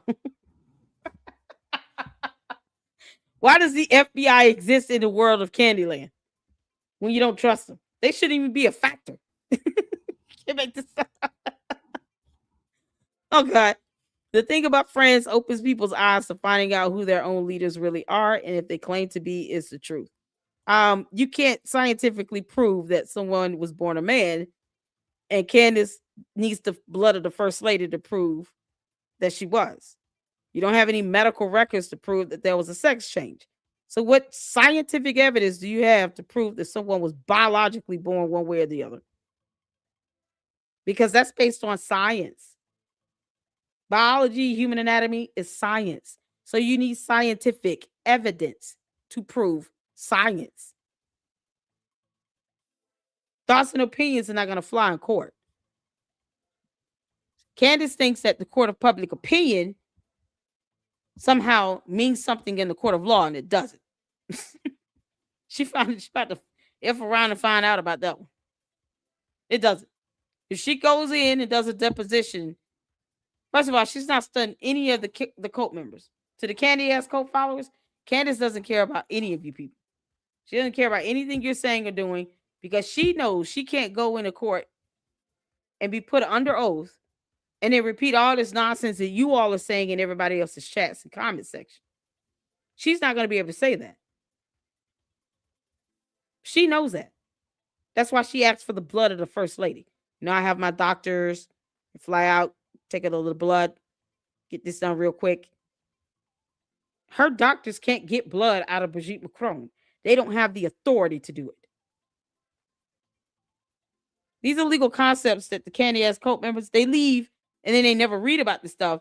So then when they come back again, they just copy and paste in the same old thing, even though I've already said this. This is stuff they can read and research. They won't do it. They're not trying to get the facts. They're just copying and pasting. It's a hive mentality. She can't force blood out of Brigitte Macron. They are bringing scientific evidence on their own accord. It will not be required, but they're bringing it because you need science to prove something that's scientific. It's called biology. Can't make this up. Human anatomy. Whether it be through an x-ray of the pelvic or some blood work, you need scientific evidence to prove someone is born a man or a woman. That's the problem. Candace should have never purported this to be a fact, listening to all these clowns pumping her up and boosting up her ego and pride. She should have taken the time to talk to her 3 attorneys and said, you know, I want to make sure I'm not crossing into the realm of being sued. The Macrons are showing us how it's done with this lawsuit. And they have plenty of evidence to meet their burden of malice intent, Candace. So you're not getting away with that. I just hope that Erika Kirk and Turning Point USA take a page from that book, be able to prove malice, and sue the crap out of Candace Owens. Because no one owes her anything else. Just because Candace wants this to stay in the court of public opinion means nothing to no one. 2025, can't wait. Candace is going to move to England because she's the Honorable Mrs. Farmer, daughter-in-law of Lord Farmer. She'll run and hide before it's over. Shout out to you, Mr. Darcy. That's funny. She might just do that. She already said she wants to be Russian and move to Russia. All I ask Candace is that you take your coat with you, okay? You go move to Russia, England, wherever you're going. Take your coat with you. You're banned from Australia. I can't make this up. Candy ass is not asking questions. She is throwing out one theory after another. That's it. Zero evidence. Exactly. Nobody owed Candace anything at all. They don't owe her anything. She asks questions but gives zero answers. We'll soon find out who the liars are. Why do we need to find out? You all should be telling us. Tell Candace to tell us who the shooter is. If you don't care about the investigation, I don't expect Candace to be following it, right? Why would she watch the hearings if she doesn't care about the investigation? How much more hypocritical is it going to get? Candace doesn't care about the investigation. She said so. She doesn't care about their evidence. She doesn't care about the feds. She doesn't trust them. She says she's going to tell us who the assassin is. So why isn't she telling us that after 3 months? Why does CPUSA or the FBI need to answer any questions from Candace? She's still asking the same questions she's been asking since September 11th, 12th. When is she going to start answering questions she said she would answer? She doesn't have to trust that it's Tyler Robinson. No one is forcing her to believe that. We don't care if she believes it or not. She said she would tell us who the shooter is. Candace Owens, tell us who the shooter is. To the candy asses, get her to tell us who the shooter is. That's it. Tell us who the shooter is. That's what she's supposed to be doing. It shouldn't even be that hard. That's all I'm saying. That gun they said he had will take off my mama head. Would it? That's sad. Do you all reckon she's going to stream it live? She said she will react to it in real time. So I'm assuming that's going to be Candace's show tomorrow. I don't see why she would even listen if she's not going to believe anything they say. Candace, you don't make sense at all. You never do. But if you don't believe anything TPUSA is saying, you don't trust anything that's coming out of their mouths. You already said you hate everyone. You already said that everybody's treasonous. I'm assuming you're just talking to you and your coat because we ain't got nothing to do with that. You already said that there's nothing they can tell you or convince you to believe that the FBI is putting out the real story. Okay, well, don't watch. Why waste your time in watching anything that Turning Point has to say? Shouldn't you be talking about something going on in America? Anything else? That's all I'm saying. Why talk about Egyptian planes? The entire continent of Africa, Candace, is not stun you. Can't make this up. Yeah, she might stream it though. I think she will. It's crazy. Why stream it if you don't care what they have to say? Candace didn't even read the whole indictment in her show. She had a summary that shows she doesn't care about truth. Exactly. Let's say she read the indictment and based on what she read and compared it to another indictment, said when it comes down to certain evidence and information, this seems to be missing something. Those questions would be a lot more plausible and logical and valid because you're basing the questions off of what you believe is missing from the indictment and comparing it to another indictment that's similar to this case. Like, even if she has some sort of foundational context to this, I mean, I've even asked about when did the gun get put together? Like, that's questions based on the indictment, based on what I was expecting to see clearly in the indictment. When I read it, I was left with that question. I would expect them to outline when the gun at some point was assembled. But the way it reads is as if that didn't get picked up in the camera, so they don't really know. And it's like, well, that's something you're going to need to know. But that's a logical question based on the indictment itself and me reading it. She didn't even read it. And she expects the FBI to tell her something when she doesn't even trust the FBI. There's nothing they're going to be able to tell her. They can say blah, blah, blah, womp, womp, womp. It wouldn't be any different than them saying, well, here's this evidence and here's this. And we found this DNA here and he was on the side of the building in this video. Like, all that stuff would be moot to her because she doesn't trust it. She doesn't believe it. So why does she want to have a discussion with them? Why is she demanding that they show her evidence? Why? They're not going to be able to convince her because she already has her mind made up. She doesn't give a damn and she doesn't trust it. It's that simple. So move on and go tell us who the shooter is, Candace. You and your mommy slews impersonating investigators. Y'all tell us who the shooter is. You shouldn't even care about what the FBI or TPUSA has to say or Erika Kirk. They shouldn't even care. They should be leaving him alone. Leave him alone. By the way, it's now proven that they lied about COVID big time. We're not talking about COVID. Y'all got to stick to the point. We're not talking about COVID. I don't care if Candace throws that in. It's done to distract. I don't care. Tell us who the shooter is. You trust the FBI that Epstein is a hoax. Tell us who the shooter is of Charlie Kirk. Y'all see how we do this? To see what? They paved over the entire scene. Tell us who the shooter is. That's who she's supposed to be telling us. She's supposed to be telling us that. Who is the shooter? Y'all go ask your cult leader that. I hope they block her from live streaming. We want to know who the shooter is. She can go to the airport and check out the Egyptian planes that are there. She won't even show us a video or photos or nothing. She can't even tell us where she get this so-called. She really thinks that the transponder was just cut off and it can be seen with the naked eye. No data to support a transponder was cut off. We still don't know who Harry Meyer is. Like, things that she could be bringing up and discussing, she's not doing that. So We have no idea who Harry Meyer is. He's claiming it. So whoever sent that email is claiming that they saw the transponder was cut off. They didn't give us any black box data to support that. She probably would not know what the black box data would tell her.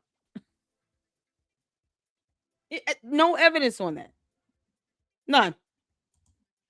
Everyone knows they lied about COVID. We're not talking about COVID. No, I want to know who the shooter is. That's what I'm telling the cult members here. Like, I don't even care. Does anyone have COVID in the chat? And just out of curiosity, I don't want to belittle you having COVID if you have it. Does anyone have COVID? Anyone been diagnosed with COVID lately? Candace is only bringing that up because she's trying to show some pattern about the government lying. More reason, Candace, more reason why you should not be trying to get evidence from the FBI. If you believe that they're liars, you don't trust them, then don't demand anything from them. You're proving my case, my point. Candace, you and your cult followers are proving my point. Why go to them about anything if you don't trust it? If you believe that all they do is lie, just stop asking them for information. For you to still say they're lying, I don't believe it. No, it's not real. None of this is true, people. Okay, well, why get in the first place? I don't believe in wasting my time with the nonsense.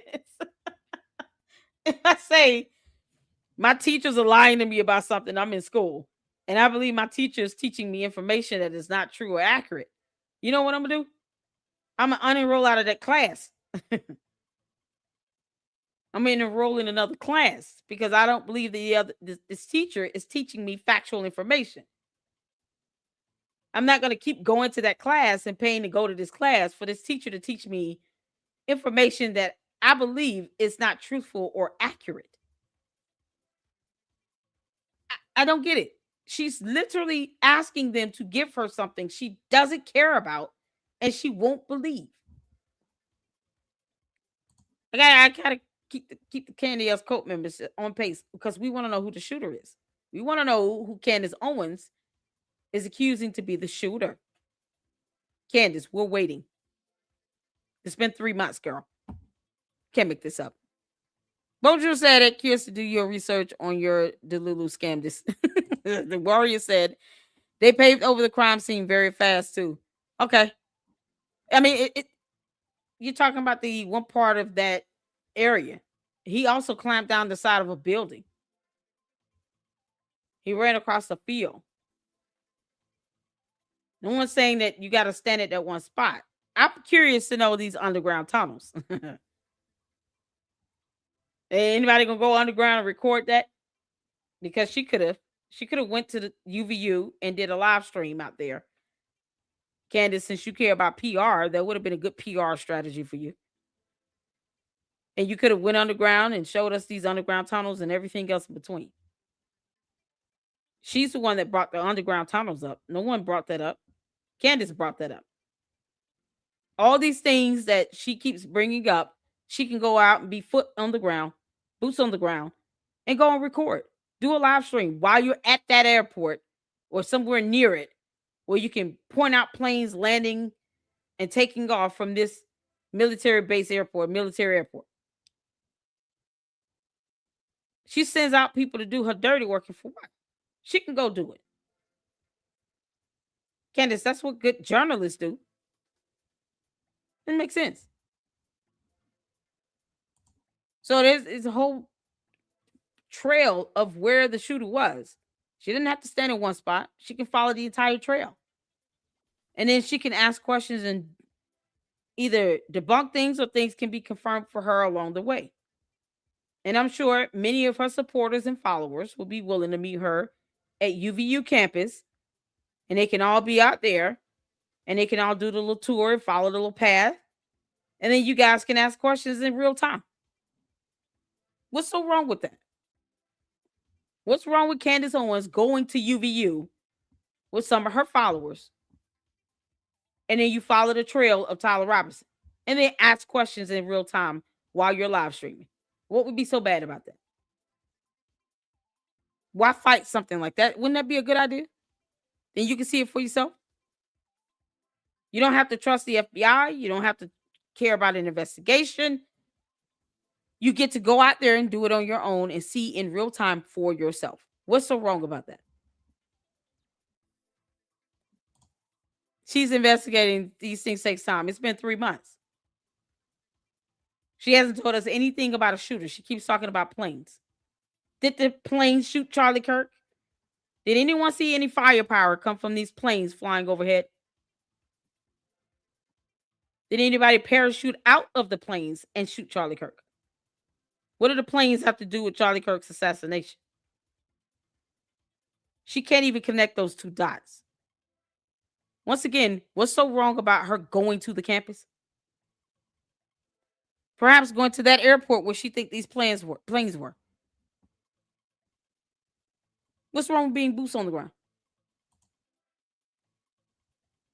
CK says ask questions. We're asking questions too. Candace, who's the shooter?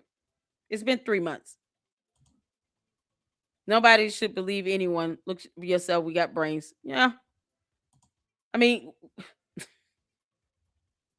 I'd rather she not believe anything and then go out there and do a tour herself of the campus or go to that airport or that base. Go talk to that high-ranking French government employee that called her talking about payments being made to Club de Sant. I mean, we're still waiting on that one. Where's the paper trail on that?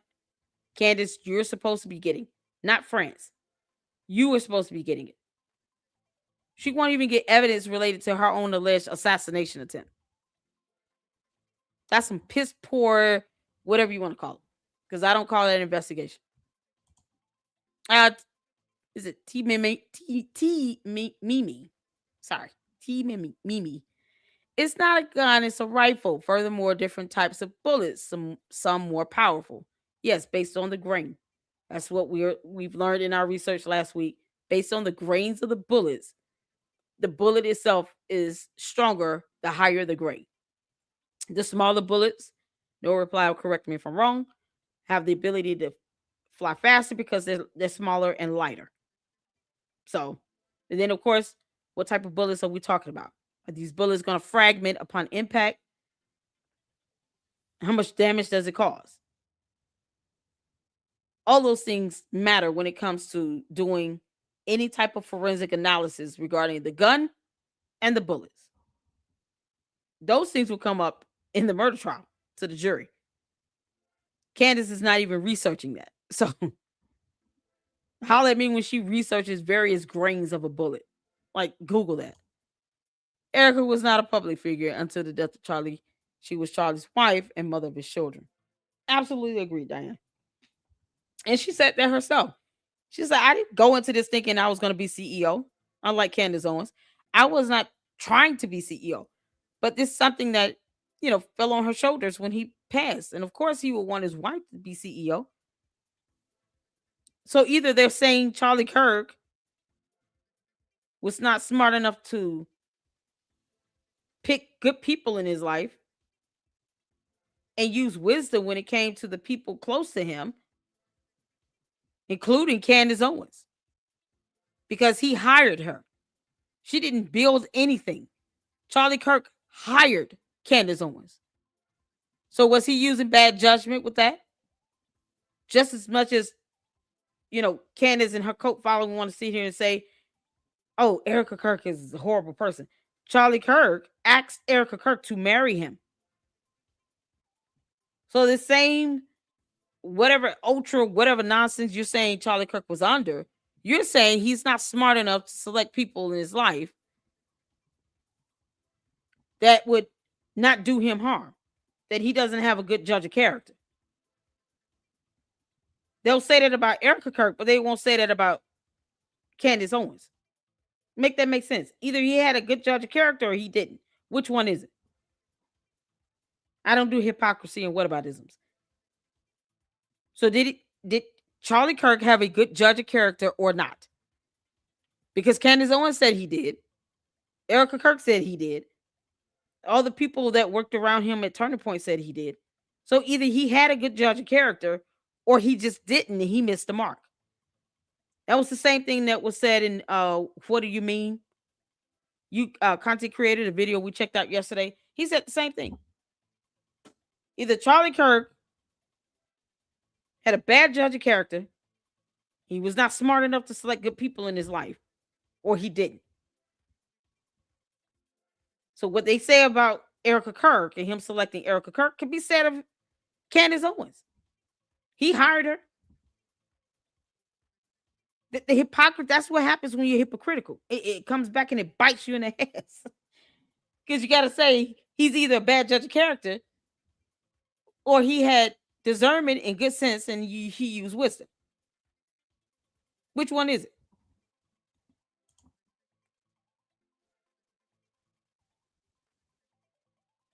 They didn't lose. Do your research before you comment, please. Francisca, if you only knew how the comments I was scrolling through, I was like, oh God. It's like copy, paste, copy, paste, copy, paste, copy, paste, all caps, cuss words, copy, paste, copy, paste. That's all I see. I was like, Jesus Christ. Some of them I just laughed at because I was like, this is unbelievable. Oh man, in a live stream, it's recorded. It's recorded. We can't make this up. Jay says, who's asking who? Just for like, I don't know. What you believe happened. I believe the evidence. Tell me what happened. I don't think it matters what I believe. I don't think you're asking me because you actually care about what I believe. It's not a belief. I go on facts and evidence. I don't just sit here and say it's just my belief and discernment. No, facts don't care about my feelings or Candace. I follow the evidence and the facts. I follow information that I can read, tangible information and evidence that I can see, video evidence. I follow the facts and the evidence. That's it. So far, Tyler Robinson confessed. His parents turned him in. He was captured on video. They have his DNA. They have his fingerprints. They have his footprints. They have the weapon. They have the bullet. It traced back to him. He admitted to these items belonging to him. I follow the facts and the evidence. Testimony is evidence. So when he testifies, he's going to be introducing evidence to the case. That's if he testifies. You're going to have experts testifying. Testimony is evidence as well. Testimony is given under oath, not just because someone's saying something in a video. It has to be under oath. So when you're testifying under oath, that is considered evidence in court. I follow the evidence. That's how I do. I can't wait for TPUSA coverage tomorrow. Either Boys Club pretend birthday tomorrow. I know, right? Why did he tell her no? That's what I'm curious to know. It's like she want to pick and choose when George is the man of the house. Okay, come on. But he won't tell her to go make me a sandwich, dear. Go make me a sandwich. Please shut up. Go make a sandwich. She got a whole book called Make Him a Sandwich, and she's not doing any of that. And it's so hypocritical. You write a whole book saying make him a sandwich, and she doesn't even make her own husband a sandwich. You can't make this up. Mr. Darcy says Candace is always talking about the elites. She is one of the elites because her and George are valued at $244 million max. That's a high end. Her husband's family are multimillionaires, exactly, with old money, by the way, old money. Money has been running through their family for generations. Mr. Cooper is her father-in-law's nickname. His company controls price of copper. Mr. Copper, not Cooper, Copper. Mr. Copper. And they control the price of copper. Get out of here. And Candace can't make a donation to TPUSA. But she complains about donors donating to TPUSA, which is a nonprofit organization where they rely on donations and contributions because they're not for profit. Can't make this up. Oh, child. I think you're right, but I don't trust him to not throw Erika and TPUSA under the bus. I'm trying to get some of you all's comments in. Conspiracy theories are like all others. Remain open-minded, skeptical, and ask questions. It's not about believing everything one person says. Sift through the info from all. I mean, that's a good starting point, right? Shout out to Kristen. Good starting point. If you don't listen, no one's forcing anyone to trust anything anyone is saying. I always encourage people to fact check me. When I pulled up that Illuminati symbol, I said, okay, if people are saying that Erika Kirk was wearing a ring with that symbol on it, email me the photo of it. I didn't see it, but perhaps they saw something I missed. So I asked for the evidence. I asked for a photo to be emailed to me of Erika Kirk wearing a ring with that Illuminati symbol on it. Based on my Google search, that is the Illuminati symbol. This is it. So I said, okay, why just believe what they say? Let me ask for a photo. That's exactly what I encourage. You don't have to trust what I'm saying. I mean, most people probably won't even trust this because I pulled it up. They can pull it up themselves. The problem is that people don't always, especially when you talk about these hardcore conspiracy theorists, they don't research and read and Google information that would go against what they've already decided in their mind they're going to believe. They don't. It's too much like right. But yet and still, they want to question people about what they believe or what they see in research to be true and to be factual. That's the problem. Don't question me about me and the information that I believe to be true and factual. Or the evidence that I'm saying lines up, because in this reality on earth, certain evidence you need for a murder trial, period. You need DNA, you need fingerprints, you need a weapon. You need the method of how that person was unalived. Like, you need that. And your evidence needs to line up with the accusation, with the charge. So if I believe the evidence, if I believe the information, if I can research and see there's case law where evidence similar or same types of evidence was used in other cases where these criminals were, the accused was found guilty, then I'm going to go with that because it's evidence to support it. They're not asking because they really care if I believe something or not. They're asking because they want to see what I say just so they can disagree with it either way. That's what's so crazy here. I'm not going to stop believing evidence in this reality on earth because you have people who are so conspiratorial. They don't believe anything. They don't even believe they live on earth in a real life. They feel like they're in a matrix. Dinosaurs don't exist. The earth is flat and all this. No. I will not take that on my, I refuse to go there on my platform. And I refuse to disseminate anything that's so far off that it can't even be factually proven because it's so conspiratorial. So even if you don't believe it, you got to start with, okay, what am I able to believe? What am I willing to believe? If you don't believe 2 + 2 is 4, then we can't talk about algebra and fractions when you don't believe simple arithmetic. Candace, you're the one that said you don't know the difference between the number 9 and the letter N. She said that. That came out of her mouth. Candace Owens said that. So I question her reading skills and comprehension either way. She doesn't know the difference between the letter N and the number 9. So who knows what the hell she's seeing when she reads.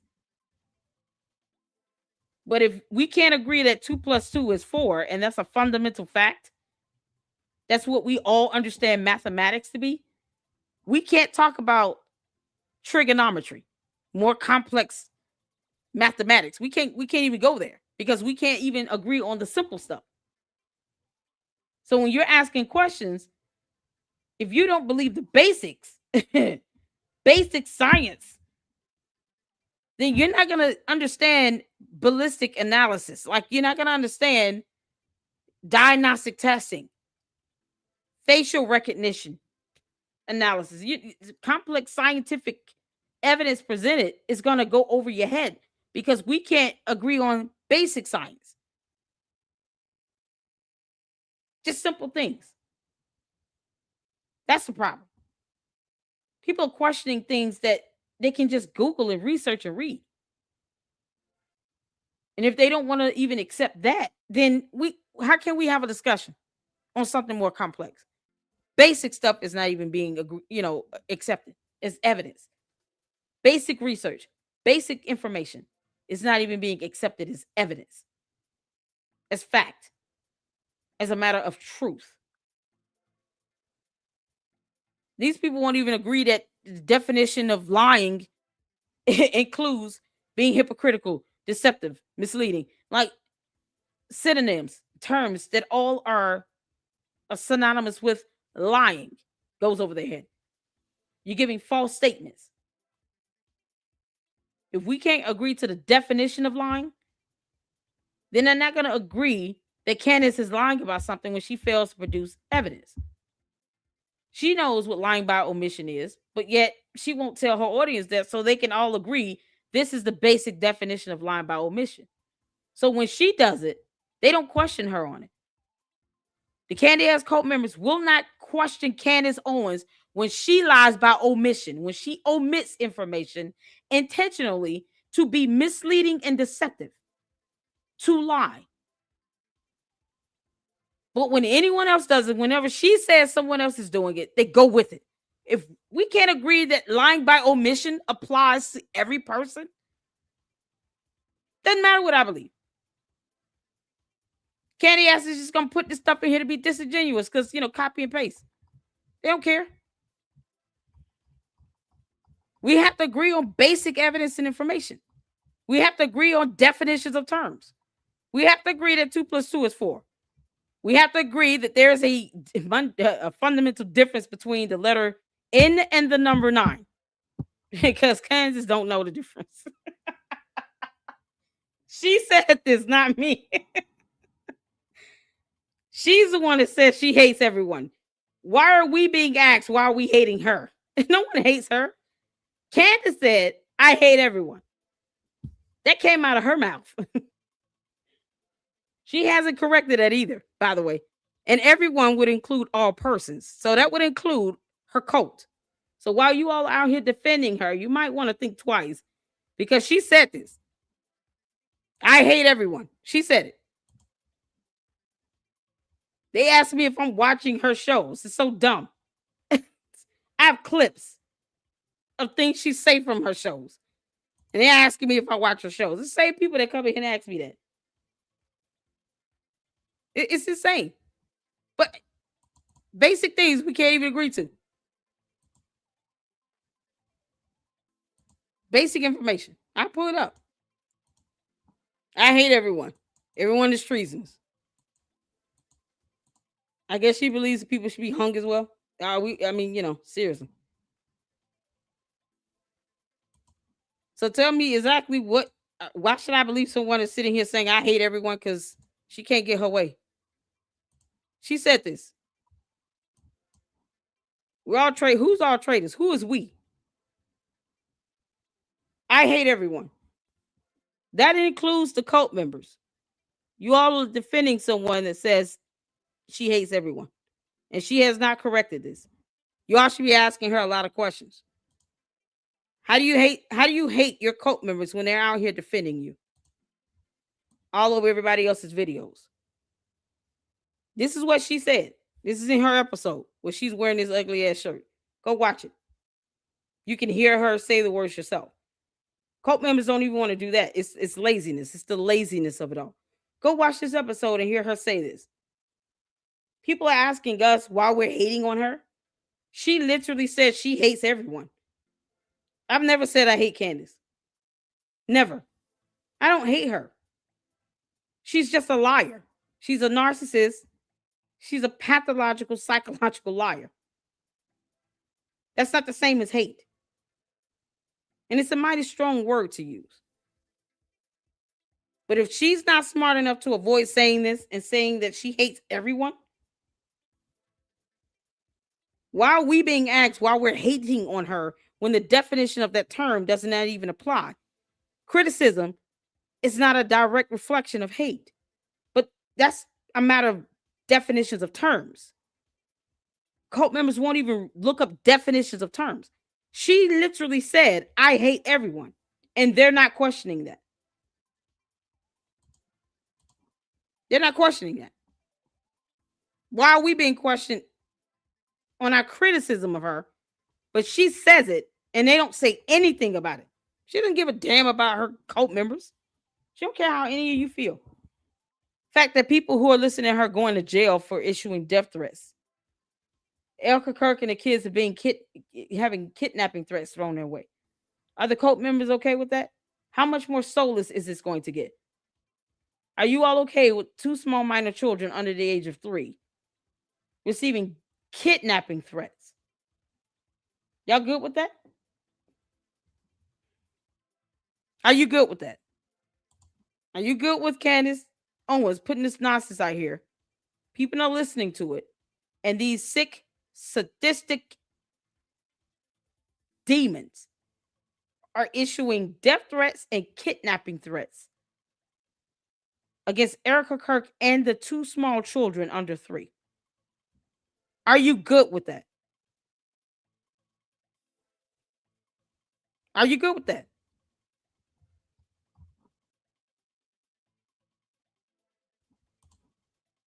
Who knows? But those threats are being sent. She's getting these threats. You're asking why would people want to do that? Sick people. 2 men are sitting in jail for sending death threats. Because they listened to Candace Owens.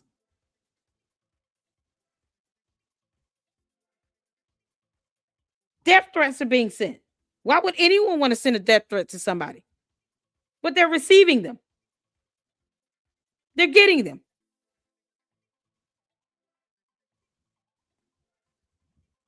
Are you good with these kids getting kidnapping threats?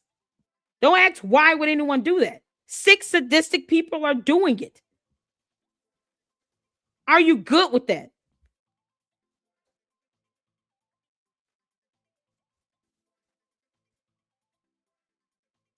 Are you good with that?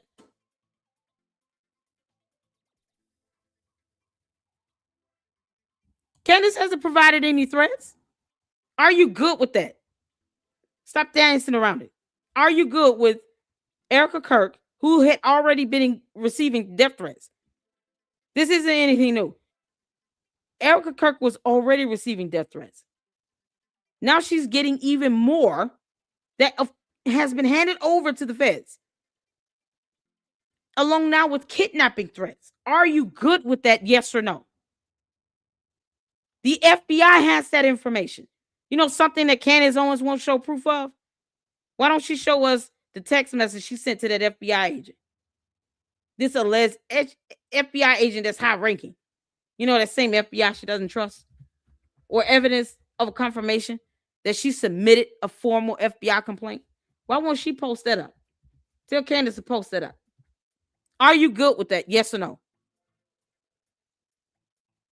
Yes or no? It's a simple yes or no. Are you good with Candace Owens influencing people to issue out death threats and kidnapping threats to Erika Kirk and these 2 small kids?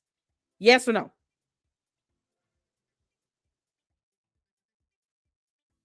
They post up everything but a yes or no. It's simple. They won't even answer that. This is where the inability to have a conversation comes into play. Because you get these cult members that don't even want to believe the words they're seeing here, where she says, I hate everyone. Well, the fact that the FBI does have the evidence of these death threats and kidnapping threats, but you know, they won't ask her to post up a text message she sent to this high-ranking FBI person, whoever that is. That's if they exist. Or file a formal complaint. She hasn't shown any evidence that she has an assassination attempt on her. That's an evidence piece of evidence you would show. The text message you sent to the FBI confirmation of a former FBI complaint you filed online. You all realize there's a website, right? To the candy asses. Y'all know there's a website where you can file a former FBI complaint. It's a whole website on that. You can't make this up. They don't answer questions that simple questions. Are you good with that?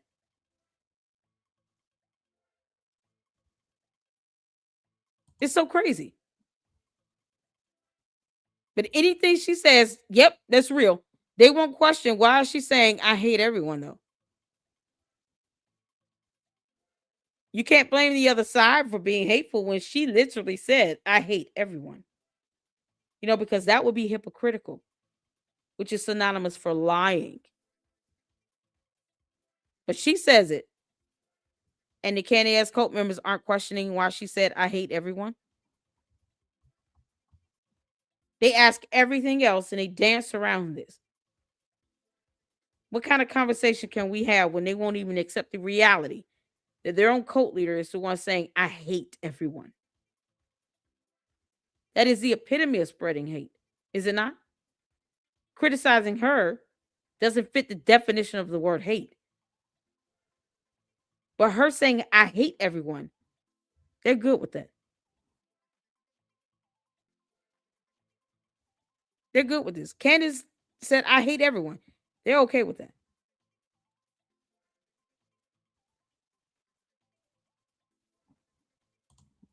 Exactly, bonjour. Just absolute shitty. They're good with this. Candace said this. So her coach should be asking her tomorrow, why did you say you hate everyone? You're spreading hate when you literally say you hate everyone. You're spreading it like a virus. Brain rot. But they won't question her on it. Somehow logic doesn't apply here. Very logical question. Candace, why did you say this? Simple. Don't ask us what we believe. Ask her why she said, I hate everyone, when she's the one spreading all this hate. She's spreading it right here. This came out of her mouth. The episode where she's wearing this ugly shirt, she said this. She said everybody's traitors, everybody's treasonous. I hate everyone. So I'll wait for the candy ass cult members to ask her, why did you say that?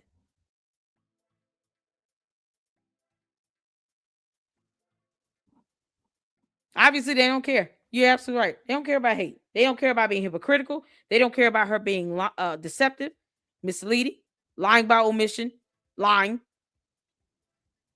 She's spreading hate, saying that. No one has said, I've never said I hate Candace. Never. But she says it and they don't care.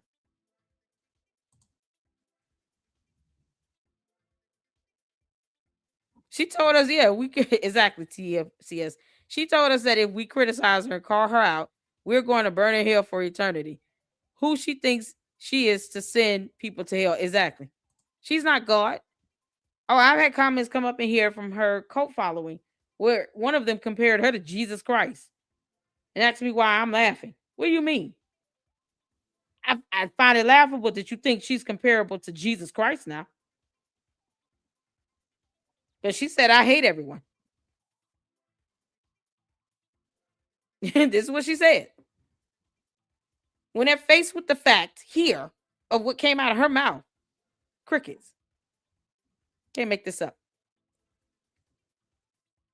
It's just, man, the hypocrisy and the who want to send these threats. A evil, soulless, sadistic person that's listening to Candace Owens when she says, I hate everyone. She's spreading hate. Literally. It literally came out of her mouth. This is the epitome of it. So when I say she's spreading hate, I'm using her words that she spoke. I don't even have to theorize that. It's right here in literal form. You can't make this stuff up. All right, y'all. Got another live to get to. I appreciate you all for tuning in. And if you guys can, join me in the next live. We're going to be talking about a cult leader so you all can see how bad cults and cult leaders are. and how abusive they are, whether it be psychological or mental, or emotional or physical, or even spiritually abusive. Abuse is abuse. And this is what cult leaders perpetuate, this abuse. And so we'll be talking about Nature Boy, be checking out 2 episodes. And I want people to understand what cults and cult leaders, cult of personalities are all about. Because when you see a cult leader saying, I hate everyone, and then they have this influence over others that drives them to want to go out and send death threats and kidnapping threats, you don't have to ask why would anyone want to do that? Because their cult leader is saying they hate everyone. That's why. Can't make this up. So thank y'all so much for tuning in. Tell the cult members to ask Candace Owens who's the shooter, because that's what she's supposed to be telling us. She asking questions for 3 months. This is enough for her asking questions. She's supposed to be the one telling us the answer. That's what she said. Candace, we're just using your words against you. Y'all hit the like button. Thank you so much for tuning in. I will be live streaming tomorrow for the TPUSA debunking session. Preferably that leads to a huge, massive lawsuit against Candace Owens. They need to do it and go from there. All right. See y'all in the next one. Shout out to all of you all so much. Thank you for the new members. To Sorella for the new members. To, I want to say, is this Jacelyn Brennan? Thank you for the 199 super. Matt Walsh called her out by name. Yes, he did. I saw that video. It was awesome.